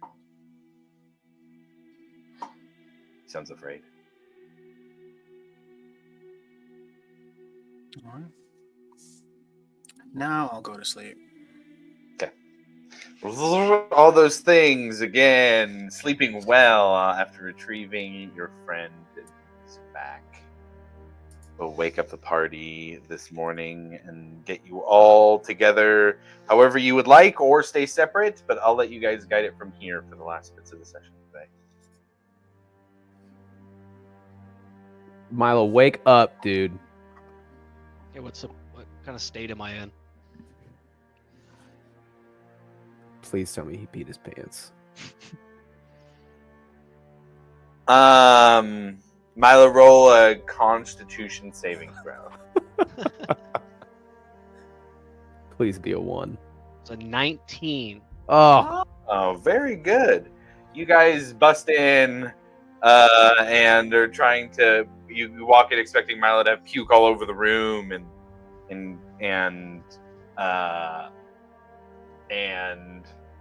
you know, him being in a terrible state. He kind of is already awake, dusts himself off a little bit. Can I retcon something then? Sure, please. During the preparation of all my spells, I actually now am able to learn the Arcane Gate scroll. So can I Okay. be doing that as they're walking in? Just like, almost like as they're walking in, almost like cleaning a monocle off or something like that. Yes. How are you gentlemen doing this fine morning?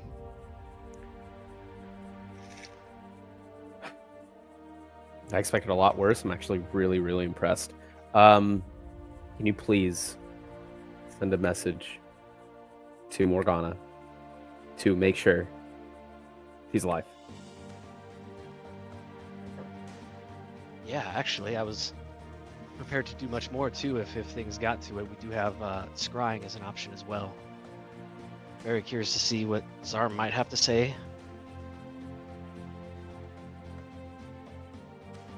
I mean, I'm willing to translate word to word for word if you wanna send it. Oh God, how many words do you get? 25?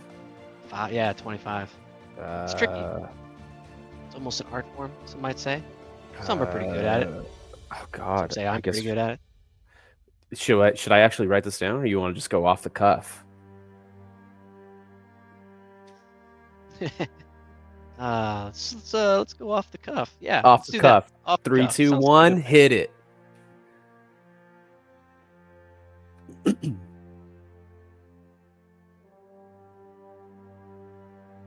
It's me, ya boy. Heard what happened.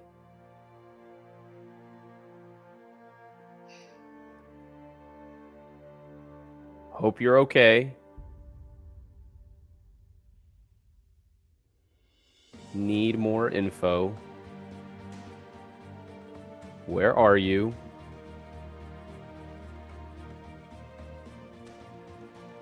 How many dead? Where 6 more.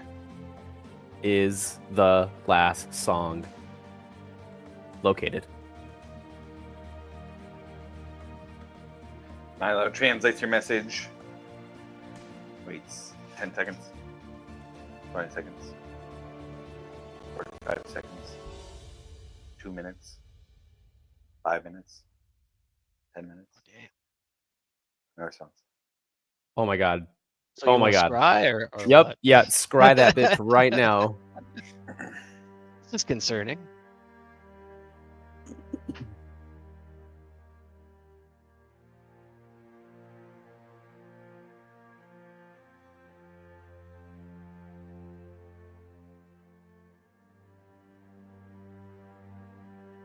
So Milo, you're scrying then? Any particular, just straight pulling it out, scrying on Morgana. Yeah, what that would look like is he's gonna pull out the new book though, and Silcian's gonna illuminate from the pages. This will probably be the first time that he's summoning Silcian from this book, Yeah. and so she's coming up, and she has a lot more of a purpley tint to her now. still sort of Cortana-like.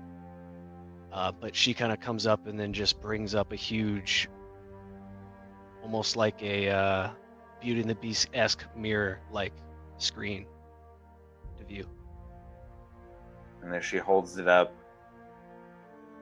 There'd be a saving throw here, but in this case, I think it wouldn't need to be rolled. Milo, you see the image of Morgana laying on a bed in the Alcantara. It looks like it's probably her chambers. Roll me a perception check here, and I think I'm going to change the vibe as well.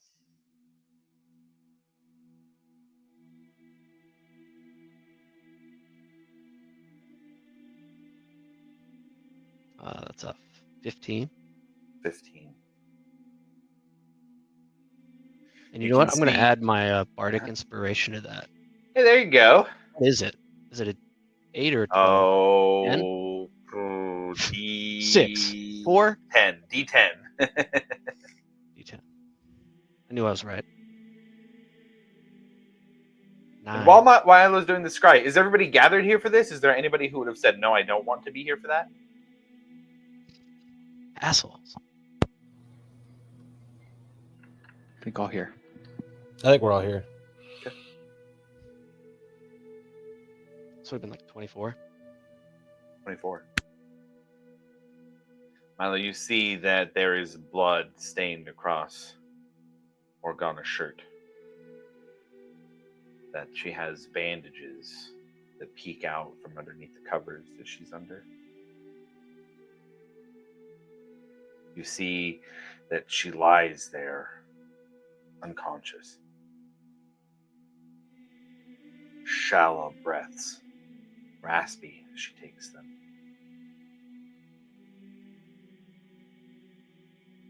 She seems hurt, injured, and unconscious. With a 24, it's a light sheet that's on her. You see her stomach has a small bump. It's elevated slightly. Not unnaturally so. Or I should say,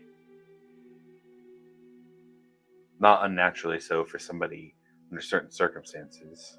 Not part of an injury or anything like that.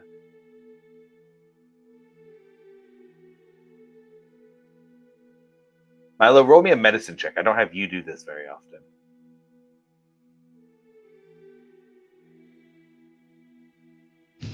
What's medicine? Oh, 17. 17. You read enough books. Now, for quite sure how far along she is, but you think, wow, Morgana seems like she might be pregnant.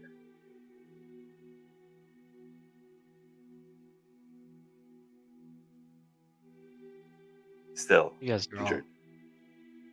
seeing what I'm seeing, right? They wouldn't be, but we'll say that you have like minor illusion.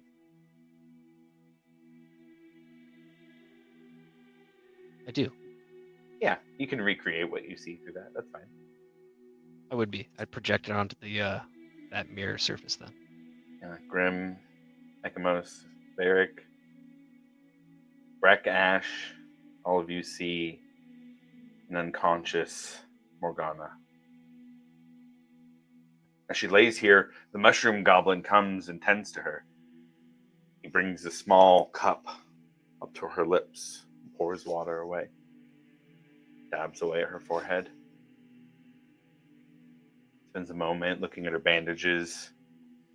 He pulls some kind of poultice out of his belt, rubs it on underneath, takes off the old bandage, puts a new one on. Leaves the room. Milo, please tell me you can get us there.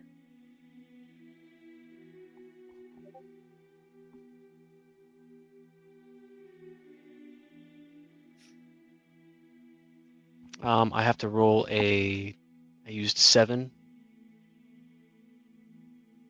I think you have to roll to see how many charges you Roll a can take. d6 at the next dawn. So we've passed dawn, right? Yes. Okay. D6 plus 4.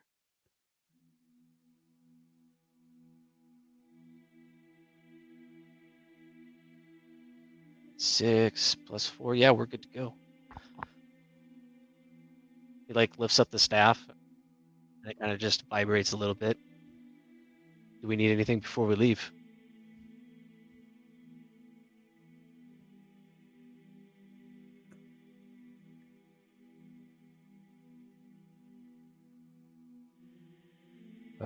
I don't.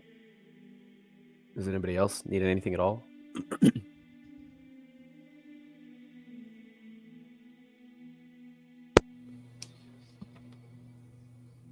I think we're ready to go.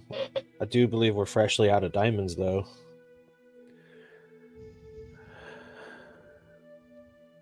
I don't even know if there's any left here.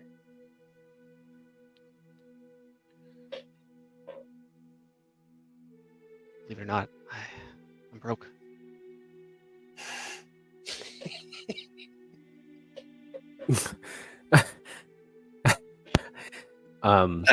I just want to make it known that is something that plagued you like all campaign. Sure? You don't think I know that? You were borrowing money from like the first session. Would I be able to find like to go buy a diamond super quickly, Josh? Like, would I know where to go, or is it like? Yeah, I mean, anything would take time, Yeah, especially right now when so many people are injured and dead. Not only that, you guys would know that would take diamonds away from others who might have died and might be able to be brought back here in Vice Hill or Hope's Bastion. You don't Yeah, know I don't think the we have full time. casualties yet. Let's just go. I don't think we have time.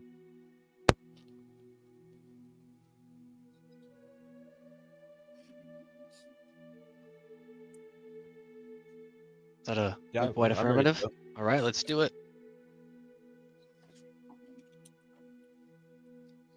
Milo, as you tap your staff on the ground, all of you disapparate as you head towards wherever the Alcantara is, trying to see what took place on its decks. And so we're going to end the session for the day. Oh my god! Thank you, everybody, tuning in or watching the VOD afterwards, for sticking around for all these shenanigans. Thank you to the players. Really appreciate you going through that one and all that went through, or all that we went through here in the session. So we'll be back hopefully in a couple weeks for the next one. That's what's scheduled at least. And we'll see you then. Thanks for watching. Bye.